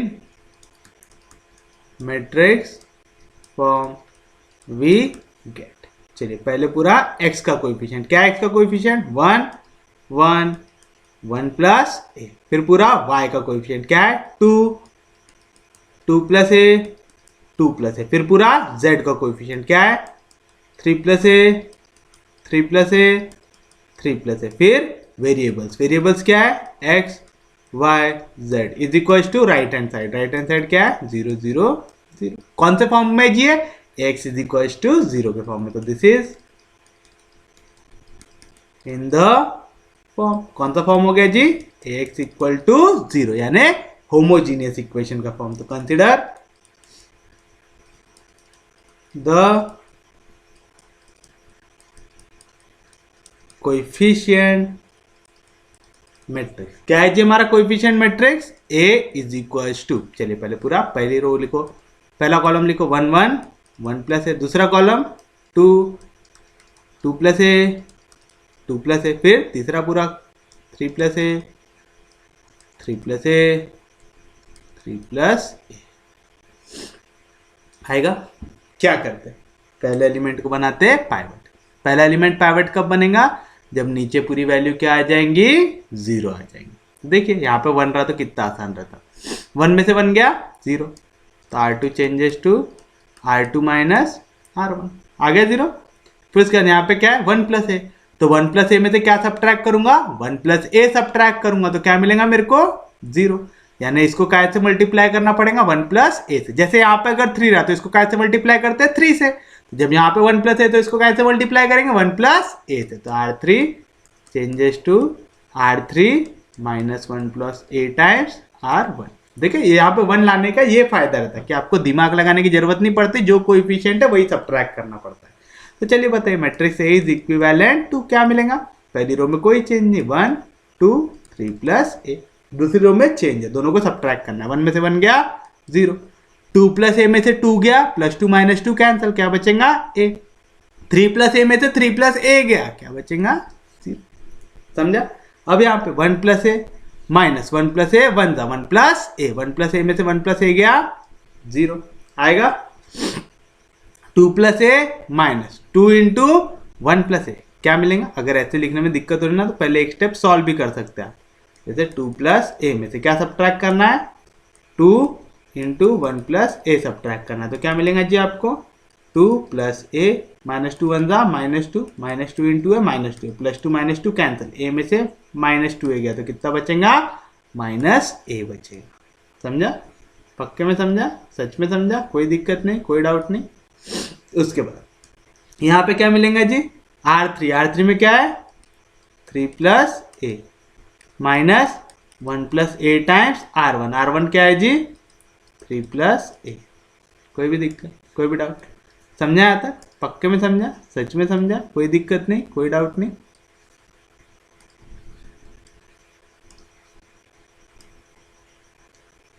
आया ऐसा, कोई भी दिक्कत। अब आप यहाँ पे देखिए इसमें भी 3 प्लस है, इसमें भी 3 प्लस है, 3 प्लस ए को कॉमन निकाल लेता ताकि थोड़ा सा सॉल्व हो जाए आगे की स्टेप्स के लिए हमारे पास। तो matrix a is equivalent to क्या मिलेगा जी आपको, कि पहले इसको सॉल्व कर लूँ फिर उसके बाद करूँ पूरा, तो सेम ही आएगा, कर लेते हैं 1 2 3 plus a 0 a 0 0 minus a, यहाँ पे भी 3 plus a 3 plus a 3 plus ए को निकाल लो कॉमन, जैसे 3 प्लस ए कॉमन निकाल लिया ब्रैकेट से, यहाँ पे क्या बचेगा 1 और यहाँ पे क्या बचेगा माइनस टाइम्स 1 प्लस ए बचेगा। कोई भी दिक्कत, कोई भी डाउट, इजी है, समझा पक्के में, सच में समझा। क्या किया, ये वैल्यू को यहाँ से निकाला कॉमन, तो पहले ब्रैकेट में सिर्फ और सिर्फ क्या बचा 1 माइनस, यहाँ से 3 प्लस ए कॉमन निकला, मल्टीप्लीकेशन में क्या था माइनस 1 प्लस ए आया। कोई भी दिक्कत, कोई भी डाउट, ब्रैकेट को कर दीजिए ओपन, तो बताइए क्या मिलेगा आपको। Therefore matrix a is equivalent to 1 2 3 plus a 0 a 0 0 minus a, यहाँ पे क्या बचेगा 3 प्लस ए, ये ब्रैकेट होगा ओपन, माइनस साइन जाएगा ब्रैकेट के अंदर, तो 1 माइनस 1 कितना हो गया 0 और माइनस 1 इंटू ए क्या मिलेगा माइनस ए, तो आएगा मल्टीप्लीकेशन में माइनस ए। कोई भी दिक्कत, कोई भी डाउट, ये समझाना। साइन जाएगा अंदर तो क्या मिलेगा 1, ब्रैकेट होगा ओपन तो क्या मिलेगा -1 माइनस ए, +1 -1 कैंसिल, तो क्या बचा माइनस ए, लेकिन ये माइनस ए 3 प्लस ए के साथ मल्टीप्लीकेशन में। अरे समझ रहा है बाबा, कुछ बाउंसर तो नहीं जा रहा। अब देखो ये तो बन गया पाइवट एलिमेंट, इसका तो काम निपट गया। अब कहाँ पे पाइवट एलिमेंट बनाना है जी? ये तो बन गया मेरा पाइवट एलिमेंट, लेफ्ट में कोई नहीं, नीचे पूरी वैल्यू 0। अब इसको बनाएंगे पाइवट। इसको कैसे बनाएंगे? लेफ्ट में जितने एलिमेंट है 0 आ गया, नीचे एलिमेंट को 0 बनाना है। यहाँ पे माइनस है, ऊपर क्या है? ए है। दोनों को ऐड कर दो, माइनस ए प्लस ए कैंसिल, तो क्या हो जाएगा?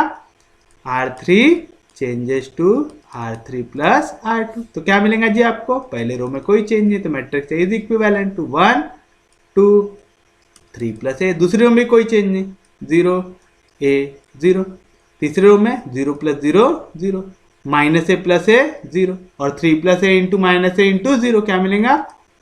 3 प्लस ए इंटू माइनस ए, क्योंकि 0 से सब्ट्रैक्ट करने में कुछ भी चेंज होता क्या? नहीं होता। तो ये बन गया मेरा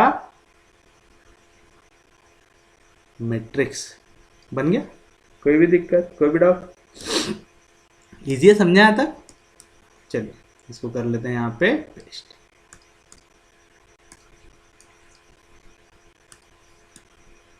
ये बन गया मेरा मैट्रिक्स ए, कोएफिशिएंट मैट्रिक्स। अब आप एक चीज देखिए, यहां पे हमको क्या बोल रहा है क्वेश्चन में? ये जो है ए की कौन सी वैल्यू के लिए ये पूरे के पूरे कैसे रहना चाहिए? लीनियरली इंडिपेंडेंट रहना चाहिए। ठीक है, इसके अंदर के एलिमेंट कैसे रहना चाहिए? लीनियरली इंडिपेंडेंट रहना चाहिए, यानी α1 α2 और α3 तीनों के तीनों कैसे रहने चाहिए? लीनियरली इंडिपेंडेंट रहने चाहिए। जब लीनियरली इंडिपेंडेंट रहे तब आपको काय की वैल्यू निकालना है? ए की वैल्यू निकालना है। अरे निकालना है, तो आप लिखेंगे, क्या लिखेंगे जी? आप लिखेंगे since α1 α2 and α3 are linearly independent. कैसे हैं जी? ये लीनियरली इंडिपेंडेंट है। मतलब लीनियरली इंडिपेंडेंट कब आते? याद करो पिछला क्वेश्चन, वही अप्लाई करना है, कुछ नया कंसेप्ट नहीं है। कब? जब rank of coefficient matrix equal रहता है नंबर ऑफ वेरिएबल्स से, यानी गिवन सिस्टम ऑफ इक्वेशन का कैसा सॉल्यूशन होना चाहिए? ट्रिवियल सॉल्यूशन होना चाहिए। कैसा सॉल्यूशन होना चाहिए? ट्रिवियल सॉल्यूशन होना चाहिए। Since α1 α2 α3 are linearly independent, this is possible only if given system of equations have a trivial solution, that is जितने वेरिएबल लिए आपने, कौन कौन से? एक्स वाई और जेड, सबकी वैल्यू क्या आनी चाहिए? 0। That is x equal to 0, y equal to 0, z equal to 0। वो कब पॉसिबल रहता? Which is possible if. Trivial solution कब आता है? जब रैंक ऑफ मैट्रिक्स इक्वल रहता number of variables. This is possible if rank of matrix a ये equal रहेगा नंबर ऑफ वेरिएबल्स से रहेगा। और नंबर ऑफ वेरिएबल्स, कितने वेरिएबल है जी यहाँ पे? एक्स वाई और जेड। तो नंबर ऑफ वेरिएबल कितने हैं? 3 है। यानी रैंक ऑफ मैट्रिक्स ए कितना आना चाहिए आपका? 3 आना चाहिए। रैंक ऑफ मैट्रिक्स से 3 कब आएगा? रैंक ऑफ मैट्रिक्स कैसे इक्वल रहता? नंबर ऑफ नॉन जीरो रोज से, है ना? यानी कितनी नॉन जीरो रो रहनी चाहिए? 3। पहली रो भी नॉन जीरो, दूसरी रो भी नॉन जीरो, तीसरी रो भी नॉन जीरो। नॉन जीरो मतलब कोई तो भी एक ऐसा एलिमेंट उस रो में प्रेजेंट होना चाहिए जो जीरो नहीं हो। भाई पहले 2 तो जीरो हो गए, यानी तीसरा एलिमेंट भी जीरो नहीं होना चाहिए। तो this is possible only if ये जो तीसरा एलिमेंट आ रहा है यहाँ पे, ये जो एलिमेंट दिख रहा है ये जीरो नहीं होना चाहिए। यानी 3 प्लस ए इंटू माइनस ए, इसकी वैल्यू जीरो नहीं होनी चाहिए। इसी का मतलब दैट इज 3 प्लस ए भी जीरो नहीं होना चाहिए और माइनस ए भी जीरो नहीं होना चाहिए। इसका मतलब यहाँ पे a की वैल्यू यहाँ पे +3, इधर गया तो -3, तो a की वैल्यू -3 नहीं होना चाहिए। यहाँ पे माइनस इधर गया तो प्लस है, यानी a भी जीरो नहीं होना चाहिए। यानी ए की वैल्यू -3 नहीं होनी चाहिए, ए की वैल्यू 0 नहीं होनी चाहिए। -3 और 0 छोड़ के आपको जितनी वैल्यू ले लेना है वो ले लो, आपको कोई फर्क पड़ेगा क्या? नहीं पड़ेगा, लेकिन -3 और 0 नहीं होना चाहिए। ये समझा? पक्के में समझा? आपको क्या पूछा था? यही पूछा था। For what value of a is the set linearly independent, तो ये सेट लीनियरली इंडिपेंडेंट रहेगा। Therefore, the given set S is linearly independent for all values of A। आप A की कितनी भी वैल्यू ले लो उस पर हमको कोई फर्क है क्या? नहीं, सब में लीनियरली इंडिपेंडेंट आएगा। For all values of A except, सिर्फ दो वैल्यूज के लिए नहीं आता। कौन कौन सा? -3 एंड 0। समझा क्या लिखे? आपसे क्या पूछा था? आप ये वैल्यू बताइए जिनके लिए लीनियरली इंडिपेंडेंट रहेगा, तो हम लिखे सेट एस लीनियरली इंडिपेंडेंट रहेगा हर वैल्यू के लिए ऑफ ए, बस वो वैल्यू -3 नहीं होनी चाहिए और 0 नहीं होनी चाहिए, क्योंकि अगर -3 या 0 आ गई तो रैंक ऑफ मैट्रिक्स कितना हो जाएगा? 2 हो जाएगा या तो 1 हो जाएगा, यानी rank of coefficient matrix number of variable से इक्वल नहीं रहेगा, यानी आप लीनियरली इंडिपेंडेंट बोल सकते हैं क्या? नहीं। समझा पक्के में? सच में समझा? सेम कंसेप्ट है। कंसेप्ट चेंज हो रहे क्या? नहीं, बस कंसेप्ट लगाने का तरीका चेंज हो रहा है। यहाँ पे हमने क्या किया था? पिछले क्वेश्चन में हमने बोला था क्योंकि रैंक ऑफ मैट्रिक्स इक्वल है नंबर ऑफ वेरिएबल से करके सिस्टम कैसा है? ट्रिवियल है, यानी हर एक स्केलर की वैल्यू 0 आएंगी, तो कैसा रहेगा? Linearly independent. यहां पे दिया हुआ है कि लीनियरली इंडिपेंडेंट है, क्योंकि लीनियरली इंडिपेंडेंट है तो सिस्टम का सॉल्यूशन कैसा आएगा? ट्रिवियल, यानी हर एक स्केलर की वैल्यू कितनी आएंगी? 0। ये कब होता? जब रैंक ऑफ मैट्रिक्स इक्वल रहता नंबर ऑफ वेरिएबल से। तो रैंक ऑफ मैट्रिक्स कितना मिलेगा? कितने वेरिएबल थे यहाँ पे? 3, तो रैंक ऑफ मैट्रिक्स भी कितना मिलना चाहिए? 3, यानी तीनों की तीनों रो कैसी रहनी चाहिए? Non zero. यहाँ पे तो 2 एलिमेंट 0, तो तीसरा एलिमेंट भी 0 नहीं हो सकता है, यानी 3 + a और -a इसकी वैल्यू 0 नहीं आ सकती, यानी पहला ब्रैकेट भी 0 नहीं होगा, दूसरा ब्रैकेट भी 0 नहीं होगा, यानी 3 + a भी 0 नहीं होगा, -a भी 0 नहीं होगा। तो यहाँ पे +3 इधर गया तो -3, यानी a -3 नहीं हो सकता है। यहाँ पे माइनस से मल्टीप्लाई कर दो, माइनस इंटू माइनस प्लस है, और 0 को माइनस से मल्टीप्लाई करूँ चेंज होता है क्या? नहीं, तो इज नॉट इक्वल टू 0। समझा? Therefore, the given set S is linearly independent for all values of A except -3 and 0, यानी -3 और 0 को छोड़ दो, बाकी सब के लिए हर एक वैल्यू के लिए आपको एक ऐसा मिलेगा लीनियरली इंडिपेंडेंट मिलेगा।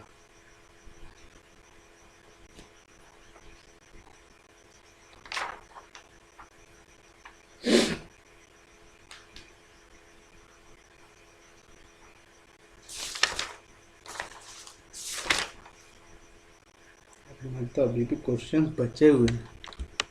कितनी देर का लेक्चर हो गया? 1 घंटा 13 मिनट का कर सकते बड़ा। चलिए देखिए आपका next question.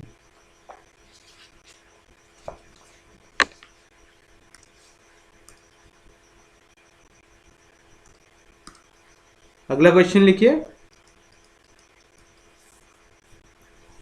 Late S be a set जहाँ पे उसके एलिमेंट है U1, U2, U3, U4, where U1 की वैल्यू है -6, 4, -9, 4, U2 की वैल्यू है 8, -3, 7, -3, U3 की वैल्यू है -9, 5, -8, 3, U4 की वैल्यू है 4, 7, -8, 3। यहाँ पे अल्फा की वैल्यू है 2, 1, -2, 1, या तो इसको बी लिख लो, is equal to does b belongs to span of S? If yes, express B as linear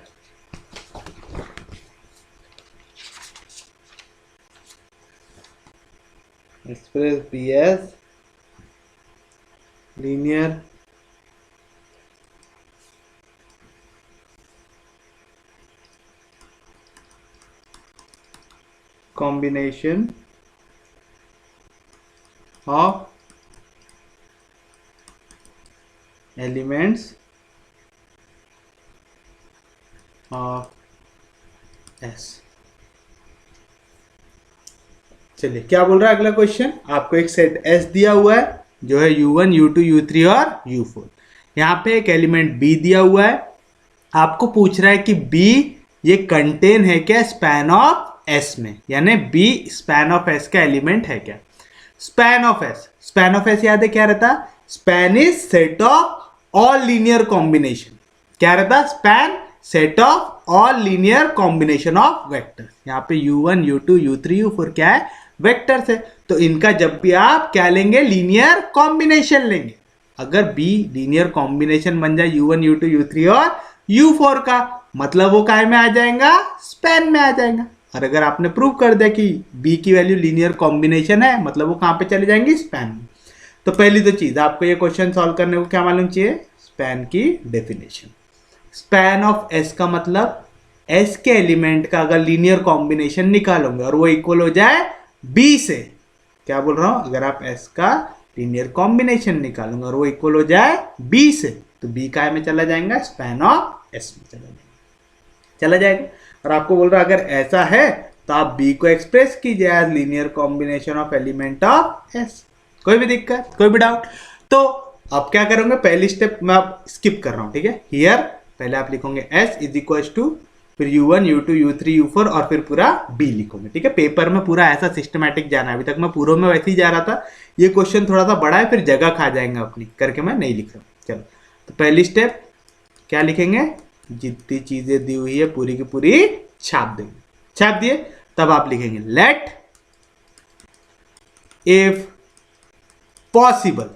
अगर आप लिख सकते हो तो आप लिख दीजिए सेट B को, कैसा लिख दो, स्केलर मल्टीपल, है ना।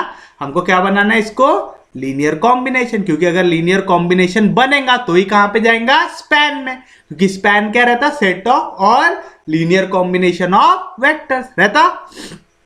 तो B को लिखिए स्केलर आपका लीनियर कॉम्बिनेशन। यहां पे देखो ABCD नहीं लोगे, क्यों, क्योंकि B यहां पे प्रेजेंट है ऑलरेडी, है ना। अब आप क्या ले सकते हैं, X Y Z, अब उसके साथ कुछ और ले लो, X Y Z के साथ S मत लेना, T ले लो, X Y Z T ले लेते हैं।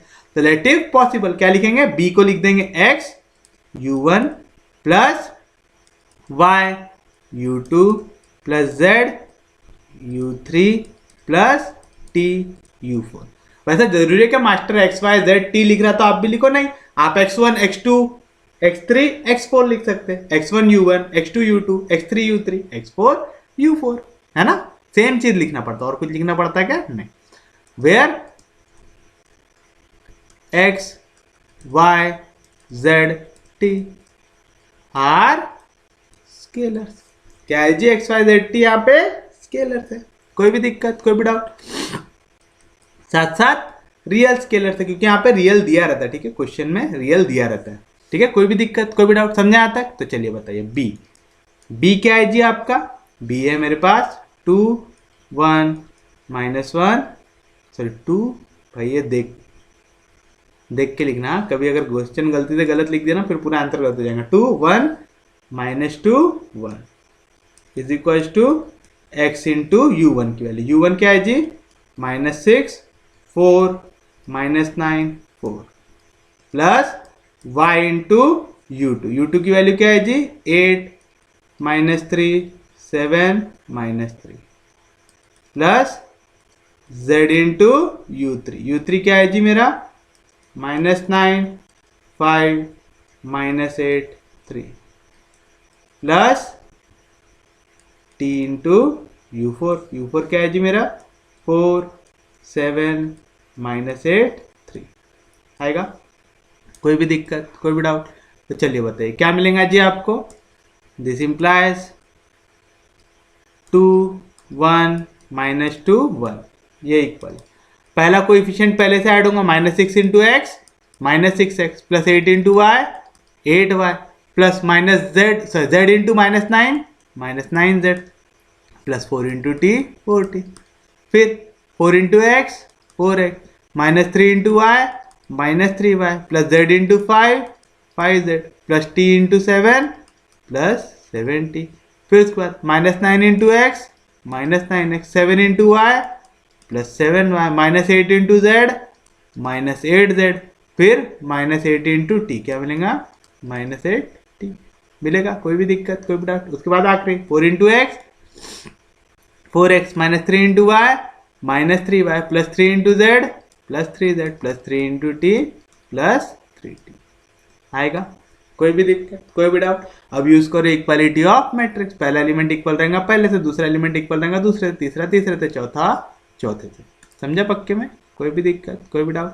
तो चलिए यहां से हमारी इक्वेशंस क्या बनेंगी।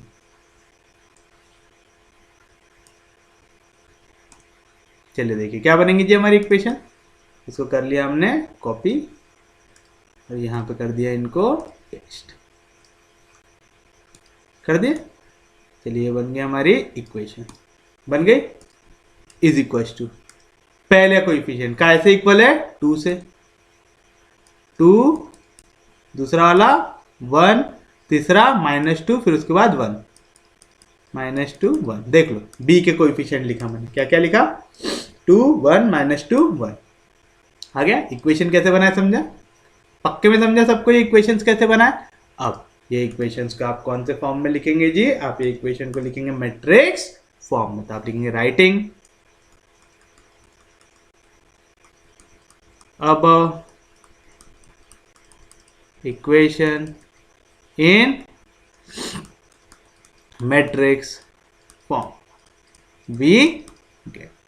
चलिए बताइए मैट्रिक्स फॉर्म क्या आएगा। पहले पूरे x के कोएफिशिएंट क्या आएगा -6 4 -9 4 फिर पूरे y के कोएफिशिएंट क्या आएगा 8 -3 7 -3 उसके बाद पूरे z के कोएफिशिएंट -9 5 -8 3 फिर पूरे t के कोएफिशिएंट 4 7 -8 3 उसके बाद पूरे वेरिएबल्स क्या क्या है x y z t is equal to पूरे कांस्टेंट क्या है 2 1 -2 1 है। कोई भी दिक्कत कोई भी डाउट?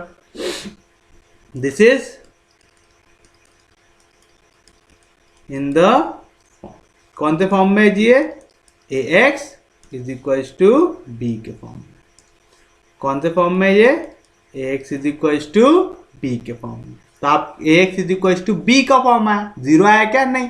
तो कौन सा मैट्रिक्स कंसीडर करेंगे? Augmented matrix. तो कंसीडर द ऑगमेंटेड मैट्रिक्स। याद रखिएगा हमेशा आप यहाँ पे किसको कंसीडर करते हैं? ऑगमेंटेड मैट्रिक्स को कंसीडर करते हैं। कोई दिक्कत नहीं कोई डाउट नहीं। तो क्या मिलेगा आपको a इज टू b। चलिए पहले पूरा मैट्रिक्स a लिखिए क्या है जी -6 8 -9 4 फिर पूरा सेकेंड 4 -3 5 7 उसके बाद -9 7 -8 -8 उसके बाद 4 -3 3 3 आया। उसके बाद डॉट डॉट करते हैं डालिए डॉट डॉट डॉट डॉट फिर पूरा b लिखिए b क्या है 2 1 -2 1 कोई भी दिक्कत कोई भी डाउट? इजी है समझा पक्के में? सच में समझा पक्के में समझा? सबसे पहली स्टेप हम क्वेश्चन को आसान बनाने के लिए सबसे ऊपर क्या लाने की कोशिश करते हैं 1 लाने की कोशिश करते हैं। लेकिन यहाँ पे 1 लाना तो बड़ा मुश्किल है। तो हम क्या करेंगे हम नीचे 1 बनाएंगे। क्यों? यहाँ पे 4 है, 4 टू ज़ा कितना होता है 8, -9 + 8 कितना हो जाएगा -1 होगा, यानी 1 का फॉर्म बन गया। बस तो इसको बना देते हैं 1। और देखिए यहाँ पे ये वाली रो में देखिए 4 -3 दिख रहा है, यहाँ पे भी 4 -3 दिख रहा है। दोनों को अगर मैं सब्ट्रैक्ट कर दूंगा तो क्या आ जाएगा 0 0 आ जाएगा। मेरा आगे के लिए काम थोड़ा आसान हो जाएगा। तो मैं कौन कौन सी रो में चेंज डाला, पहले रो 3 में, रो 3 में क्या लाना है 1 लाना है। तो R3 changes to R3 plus 2 times R2, 4 to the कितना हो जाएगा 8, -9 + 8 कितना हो जाएगा -1 हुआ। और R4 changes to R4 -R2, R4 में से R2 को सब्ट्रैक्ट कर दो तो क्या मिलेगा, therefore augmented matrix is equivalent to, पहले रो में कोई चेंज नहीं, -6 8 -9 4 2, दूसरे रो में कोई चेंज नहीं, 4 -3 5 7 1, तीसरे रो में कोई चेंज, हाँ क्या है R3 + 2 टाइम्स R2, तो -9 + 4 टू ज़ा 8, -9 + 8 -1 7 plus into minus minus 3 two ज़ा 6, 7 - 6 1 आएगा, कोई भी दिक्कत। फिर उसके बाद -8 प्लस 5 टू ज़ा 10, 10 में से 8 गया 2 होगा। यहाँ पे 7 टू ज़ा 14, 14 में से 8 गया, 14 में से 8 गया तो कितना आएगा जी, 14 में से 8 गया तो कितना आएगा 6 आएगा, कोई भी दिक्कत कोई भी डाउट।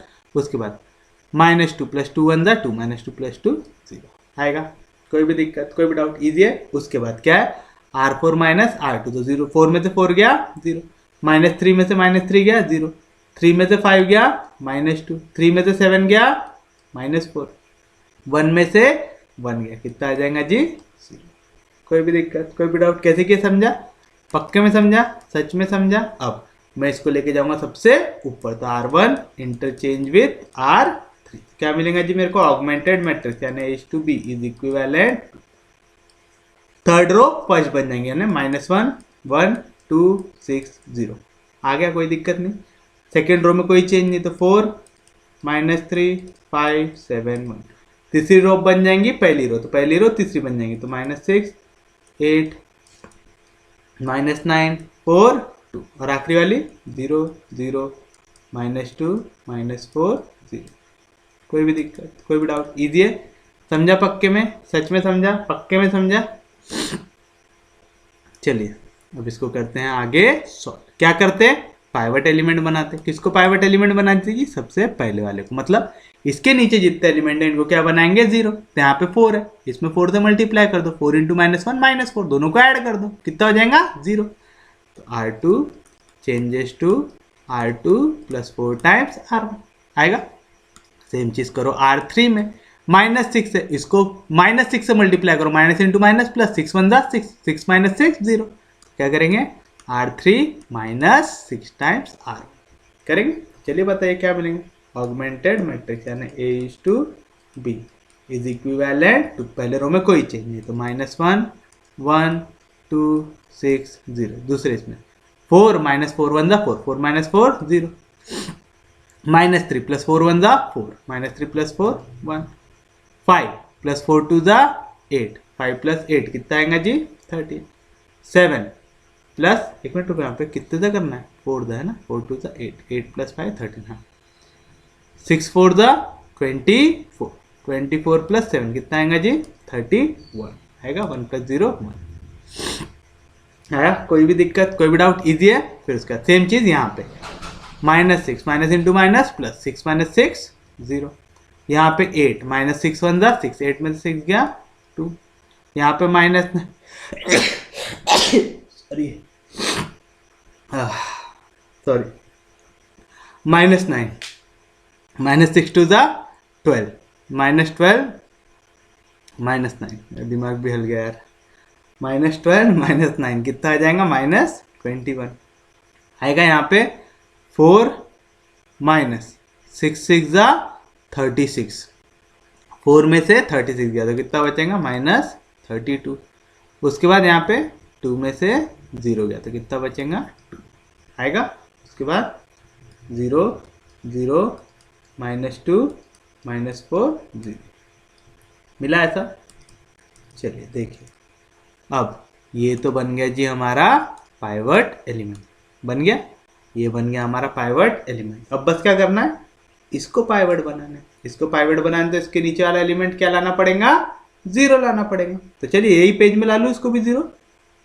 चलिए कैसे करेंगे, यहाँ पे क्या करना पड़ेगा, 2 - 2 0 हो जाएगा, है ना, यानी R3 changes to R3 - 2 times R2। तो क्या मिलेगा, ऑगमेंटेड मैट्रिक्स, यानी A:B इज इक्विवेलेंट टू, पहले रो में कोई चेंज नहीं, तो क्या आएगा -1 1 2 6 0। दूसरी रो 0 1 13 31 1।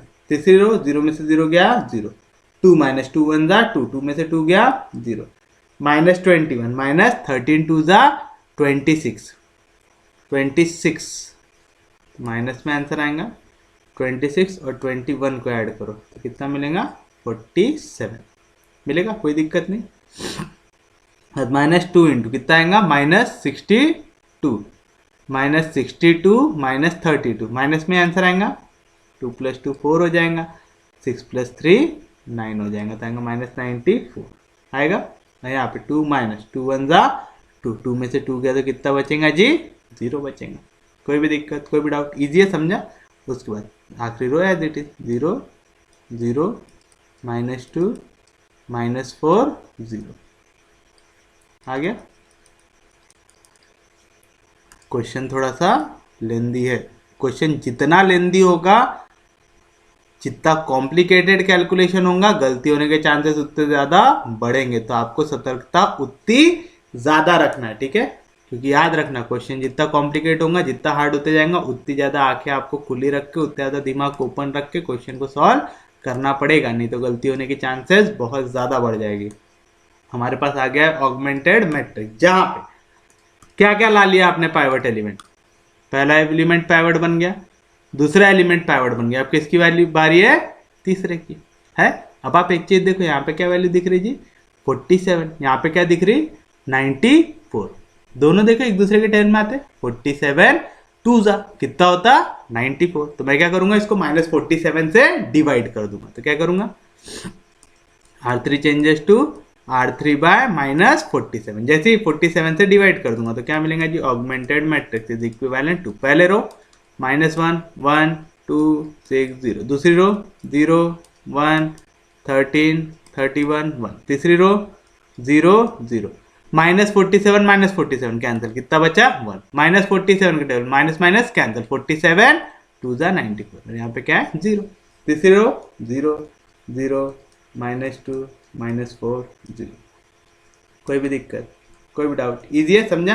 अब आप एक चीज देखो, 2 1 ज़ा 2, ये पाइवट बन गया, ये पाइवट बन गया, अब इसकी बारी, लेफ्ट में तो 0 आ गया, नीचे क्या लाना है 0, तो इसको 2 से मल्टीप्लाई करो, 2 1 ज़ा 2 हो जाएगा, +2 -2 कैंसिल, यानी R4 changes to R4 + 2 times R3, so therefore augmented matrix यानी A:B is equivalent to, पहले रो में कोई चेंज नहीं, -1 1 2 6 0, दूसरे रो में कोई चेंज नहीं, 0 1 13 31 1, तीसरे रो में भी कोई चेंज नहीं, 0 0 1 2 0, चौथी रो में चेंज है, क्या है 0 0, -2 + 2 1 ज़ा 2, -2 + 2 0, -4 + 2 2 ज़ा 4, -4 + 4 0, यहाँ पे आ गया 0, आ गया।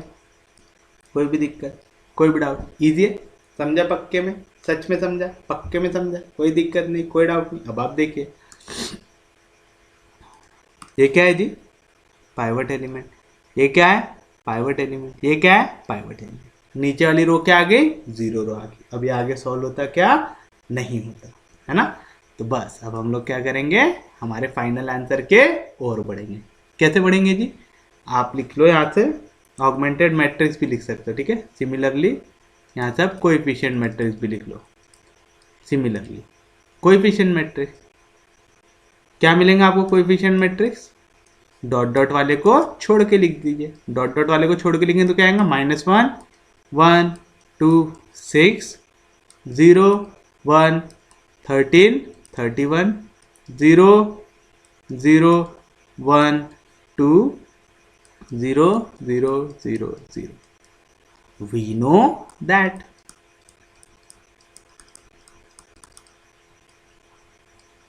क्या मालूम है जी हम लोगों को, रैंक ऑफ मैट्रिक्स। क्या रहता जी formula? Is equal to number of non zero rows equal to number of pivot elements है। तो बताइए यहां से therefore rank of coefficient matrix, coefficient matrix में कितने पाइवट एलिमेंट है? 3। कितनी नॉन जीरो रो है? 3। तो रैंक ऑफ ए कितना मिल गया? 3। रैंक ऑफ ऑगमेंटेड मैट्रिक्स निकालिए। ऑगमेंटेड मैट्रिक्स कितने पाइवट एलिमेंट है? 3 है। कितने नॉन जीरो रो है? 3। तो इसका भी रैंक कितना हो गया जी? 3 हो गया। तो आप बोल सकते हैं therefore rank of augmented matrix ये इक्वल है रैंक ऑफ कोएफिशिएंट मैट्रिक्स से, जो लेस है किससे? वेरिएबल ज्यादा थे ना, 3 थे कि 4 थे? 4 थे, which is less than number of variables. Variables कितने थे यहाँ पे? 4 थे और इनका रैंक कितना आया? 3 है ना, और 3 छोटा है 4 से, यानी नंबर ऑफ वेरिएबल से कम है। जब भी rank of coefficient matrix equal रहता है रैंक ऑफ ऑगमेंटेड मैट्रिक्स से, सिस्टम का सॉल्यूशन एग्जिस्ट करता है।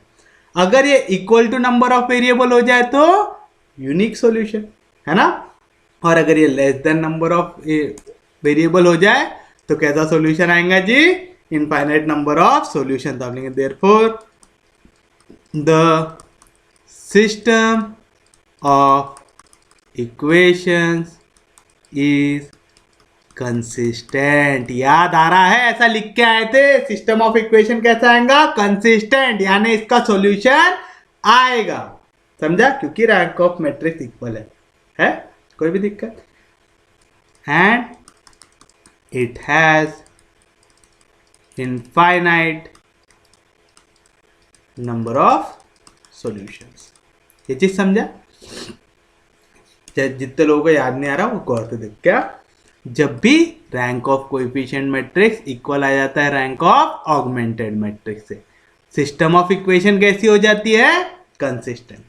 अगर ये इक्वल हो जाए नंबर ऑफ वेरिएबल से तो कितना सॉल्यूशन होता है? Unique solution. अगर ये लेस हो जाए नंबर ऑफ वेरिएबल से तो कितना सॉल्यूशन होता है? Infinite number of solution. यानी यहां पे सॉल्यूशन आएगा। आप x, y, z, t की वैल्यूज निकाल सकते हैं। निकाल सकते हैं यानी आप लीनियर कॉम्बिनेशन करके लिख सकते हैं। क्यों? क्योंकि सिस्टम ऑफ इक्वेशन कैसा आ गया? कंसिस्टेंट आ गया। तो आप लिख सकते हैं therefore b can be expressed as linear combination of u1, u2, u3 and u4।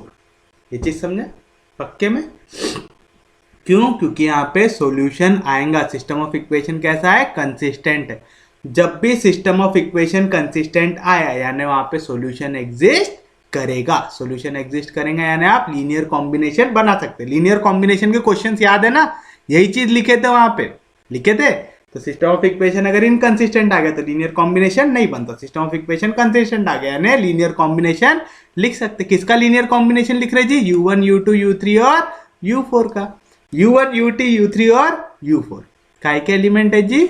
s के है। तो अपन बोल सकते b बिलोंग करेगा स्पैन ऑफ s से, करेगा। तो आप लिखेंगे therefore b belongs to span of s। Span of s पे कौन से एलिमेंट आते हैं? जो लीनियर कॉम्बिनेशन बनाते हैं। हम बोल रहे हैं b को हम लीनियर कॉम्बिनेशन करके लिख सकते, क्योंकि हम b को लीनियर कॉम्बिनेशन करके लिख सकते। करके क्या है? b एलिमेंट है स्पैन का। यहां तक कोई दिक्कत नहीं, कोई डाउट नहीं। लेकिन हमको यहाँ पे लीनियर कॉम्बिनेशन निकालने को भी बोला है, क्योंकि इसने यहाँ पे लीनियर कॉम्बिनेशन निकालने को भी बोला है। तो अब हमको इसको आगे सॉल्व करना पड़ेगा। अभी ये जो मैं लिख रहा हूँ ये वाला, ये जो है कॉपी पेस्ट कर रहा हूँ, वो आप लोग कॉपी पेस्ट करके लिखोगे क्या? नहीं, ठीक है। आप वहां से लिखोगे जहां से मैं दूसरे पेन के कलर से लिखूंगा, ठीक है। क्योंकि मेरे को भी मालूम चाहिए ना कि क्या हमारा ऑगमेंटेड मैट्रिक्स बना था। ये बना था हमारा ऑगमेंटेड मैट्रिक्स बना था जी। अब ये ऑगमेंटेड मैट्रिक्स के हिसाब से अब मैं क्या लिखूंगा? मेरी equivalent system of linear equation. क्यों? क्योंकि हमको यहाँ पे क्या बोला है, हमको क्वेश्चन में क्या बोला है, इफ यस, अगर बी बिलोंग करता है स्पैन एस से, तो बी को आपको लिखना है as linear combination of x, यानी आपको यहाँ पे एक्स वाई जेड और टी की वैल्यू निकालना है। एक्स वाई जेड और टी की वैल्यू कैसे निकालेंगे, हमारे ऑगमेंटेड मैट्रिक्स को यूज करके। ऑगमेंटेड मैट्रिक्स में पहली कॉलम काय की है, एक्स की, दूसरी कॉलम वाई की, तीसरी कॉलम जेड की, चौथी कॉलम टी की, और ये इज इक्वल टू के बाद की वैल्यू है। तो चलिए द इक्विवेलेंट यहां से आप लिखेंगे, ठीक है, जहां से मैं लिख रहा हूं, the equivalent system of linear equation is, क्या आएगा जी, ये x से मल्टीप्लाई होगा y से, z से और t से, तो क्या मिलेगा, minus x plus y plus z, minus x plus y plus 2z plus 60 is equal to 0। Equation number 2। Equation number 1 हमने लीनियर कॉम्बिनेशन को दिया है ना, नहीं दिए होंगे तो इसको ले लो इक्वेशन नंबर 1, क्योंकि लीनियर कॉम्बिनेशन दिखाना है। ये होगा इक्वेशन नंबर 2। दूसरा 0 इंटू एक्स लिखने की जरूरत है नहीं, 0 होता है, तो क्या मिलेगा, प्लस वाई वन जा y plus 13z plus 31t is equal to 1 आएगा इक्वेशन नंबर 3। उसके बाद प्लस 0 इंटू एक्स लिखने की जरूरत है नहीं, 0 इंटू वाई लिखने की जरूरत है नहीं, z वन जा z plus 2 into t is equal to 0 equation number 4। अब आप एक चीज पता है, पाइवट एलिमेंट कौन कौन से कॉलम में, पहले, दूसरे और तीसरे। जिसपे भी पाइवट एलिमेंट है वो कौन सा वेरिएबल होता, बेसिक वेरिएबल, तो जिसमें नहीं है वो क्या रहता, फ्री वेरिएबल। तो आप लिखेंगे since the pivot elements are in, कौन कौन सा, first, second and third columns, therefore x y z कौन से वेरिएबल हो गए, बेसिक वेरिएबल, तो x y z are basic variables, और जिस पे नहीं है वो क्या होगा, फ्री वेरिएबल। एंड तीसरा जो चौथा है वो क्या है, t, and t is free variable. क्या करते, जो भी फ्री वेरिएबल रहा उसका आप कुछ भी अज्यूम कर सकते। हम लिखेंगे लेट, हम ले लेंगे लेट t की वैल्यू इक्वल हो जाए k से, जहां पे k क्या रहेगा, arbitrary constant, where k is arbitrary constant, यानी हम हमारे हिसाब से इसकी कोई भी वैल्यू अज्यूम कर सकते हैं, बाद में करेंगे, एंड में देखेंगे कोई डिवीजन में वैल्यू आ रही है उस हिसाब से। तो चलिए पुट कर दीजिए यहाँ पे, तो therefore put t equal to k in equation number 4, क्या मिलेगा आपको, z प्लस 2t, t की वैल्यू क्या है जी, k इज इक्वल टू 0, तो z की वैल्यू क्या मिलेंगे यहाँ पे प्लस 2, इधर गया तो माइनस 2k। आई कोई भी दिक्कत, कोई भी डाउट, इजी है, समझा पक्के में, सच में समझा। सेम चीज यहाँ पे कीजिए, क्या करेंगे, z और t की वैल्यू पुट करो 3 में, put t equal to k and z equal to minus 2k in 3, क्या मिलेंगे आपको, y प्लस 13z, z की value minus 2k plus 31t is equal to 1, इसी का मतलब y plus into minus minus, 13 two जा 26k plus 31t is equal to 1, यानी इसको ऐड कर लो। अच्छा t की जगह अपने वैल्यू नहीं पुट किए गए, t की वैल्यू क्या डाले हमने, k, तो क्या मिलेगा यहाँ पे, y plus 5k is equal to 1, तो यहाँ से y की वैल्यू क्या मिलेंगे, यहाँ पे प्लस 5, इधर गया तो माइनस 5 आ गया। आपके पास t है, आपके पास z है, आपके पास y है, निकालिए x की वैल्यू, तो पुट करो,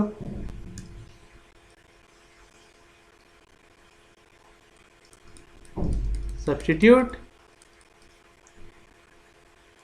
t equal to k, z equal to minus 2k, y equal to 1 minus 5k in 2, we get, चलिए बताइए क्या मिलेगा, minus x plus y, y की value 1 minus 5k plus 2 into z, z की value -2k, plus 6 into t, t की value k is equal to 0। यहाँ पे -x इधर गया तो +x, यहाँ पे क्या मिलेगा 1 -5k, minus into minus plus into minus minus, 2 2 जा 4k प्लस 6k, यानी यहाँ से x की वैल्यू क्या मिल जाएंगी जी 6k। अब यहाँ पे क्या है -5 -4 कितना हो जाएगा -9, -9 प्लस 6 कितना हो जाएगा -3, तो क्या मिला 1 -3k। आया कोई भी दिक्कत, कोई भी डाउट? तो आपका सॉल्यूशन क्या बना, देयरफॉर यहाँ पे लिख लेता हूँ, फिर अगले इसमें पेस्ट कर दूंगा। Therefore x is equal to 1 -3k,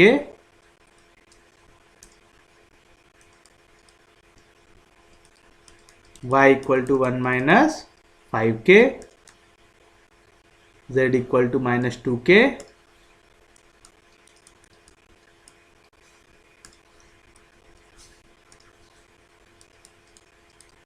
t equal to k। बनाए सॉल्यूशन आपका। अब k क्या है यहाँ पे, कोई भी आर्बिट्ररी वैल्यू है क्या, k क्या है हमारी, कोई भी आर्बिट्ररी वैल्यू। आर्बिट्ररी वैल्यू मतलब आप उसके जगह कोई भी वैल्यू को अज्यूम कर सकते हैं, तो हम k को क्या ले लेंगे यहाँ पे 1 ले लेंगे। अरे यार, therefore x is equal to क्या आई थी हमारी value 1 -3k,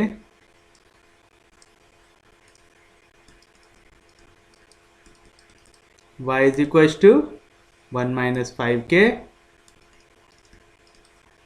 z is equal to -2k और t is equal to k। बस k की कोई भी वैल्यू ले लो तो आप लिखेंगे when k is equal to 1, क्या मिलेंगे जी आपको, x इज इक्वल टू 1 -3 1 जा 3, 1 -3 -2, y में 1 -5 1 जा 5, 1 -5 -4, z में -2 1 जा -2, z की वैल्यू आ गई -2 और t इक्वल टू k, यानी t की वैल्यू आ गई 1। आ गया, तो देयरफॉर आप मैट्रिक्स B को क्या लिख सकते हैं, put x equal to -2, y equal to -4, z equal to -2, t equal to 1।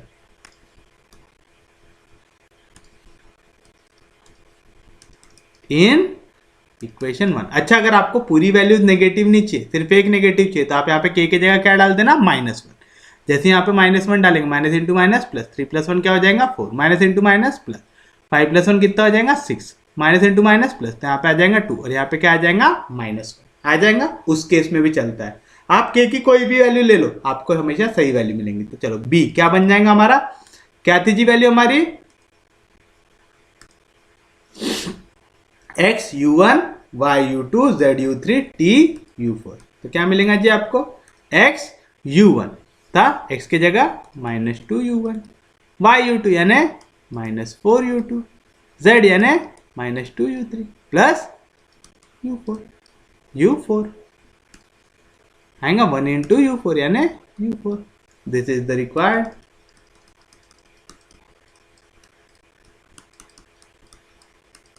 Linear combination. समझा? पक्के में आप चाहो तो b की ये वैल्यू भी लिख सकते हो। अगर आपने यहाँ पे -1 लिया रहा था k की जगह, तो माइनस इंटू माइनस प्लस, 3 + 1 4, तो आता 4 u1। यहाँ पे क्या रहेंगे -1, तो minus into minus plus, 5 + 1 6 u2। यहाँ पे -1 लेते, माइनस इंटू माइनस प्लस, तो 2 u3। यहाँ पे k की वैल्यू -1, तो क्या आता था -u4। समझा? करके हमने यहाँ पे क्या लिखा कि इस इक्वेशन के कितने सॉल्यूशन हो सकते हैं। देखो यहाँ पे लिखा हमने, it has infinite number of solution, यानी आप k की वैल्यू चेंज करते जाओ और उतने सारे सॉल्यूशन लिखते जाओ। हमको बहुत सारे सॉल्यूशन चाहिए क्या? नहीं, हमको कोई एक सॉल्यूशन चाहिए। तो हमने k की वैल्यू 1 लेके निकाल लिया, आप चाहो तो -1 लेके निकाल सकते हैं। और कुछ तूफान नहीं करना है, 5 ले लो, 10 ले लो, 1000 ले लो, है ना, बस आंसर सही निकालो। और कोशिश करना 1 - 1 ही लो, या तो अगर यहाँ पे फ्रैक्शन होता, जैसे यहाँ पे होता 3/2, 5/2, तो उस केस में मैं k की वैल्यू क्या लेता 2, 3/4, 5/4, तो मैं k की वैल्यू क्या लेता 4, समझा। इस हिसाब से कि हमको फ्रैक्शन ना मिले। कोई भी दिक्कत, कोई भी डाउट, तो ऐसा करते हैं आज का लेक्चर यहीं तक रखते हैं। अगले लेक्चर में हम देखेंगे आप आगे के टॉपिक। उम्मीद है आप लोगों को लेक्चर समझ में आ रहे होंगे। अगर आपको कोई भी डाउट आता है तो प्लीज आप मेरे को मैसेज करके पूछ लीजिएगा, डाउट लेके बैठिएगा नहीं। उम्मीद है आपको आज का लेक्चर समझ में आया होगा। अगर आपको लेक्चर समझ में आ रहे हैं, हेल्पफुल लग रहे तो प्लीज चैनल को सब्सक्राइब कीजिए, वीडियोस को शेयर करते जाइए। सबसे इंपॉर्टेंट चीज, रिवाइज करते रहिए, पढ़ते रहिए। तो चलिए हम लोग मिलेंगे कल, तब तक के लिए take care, have a nice day.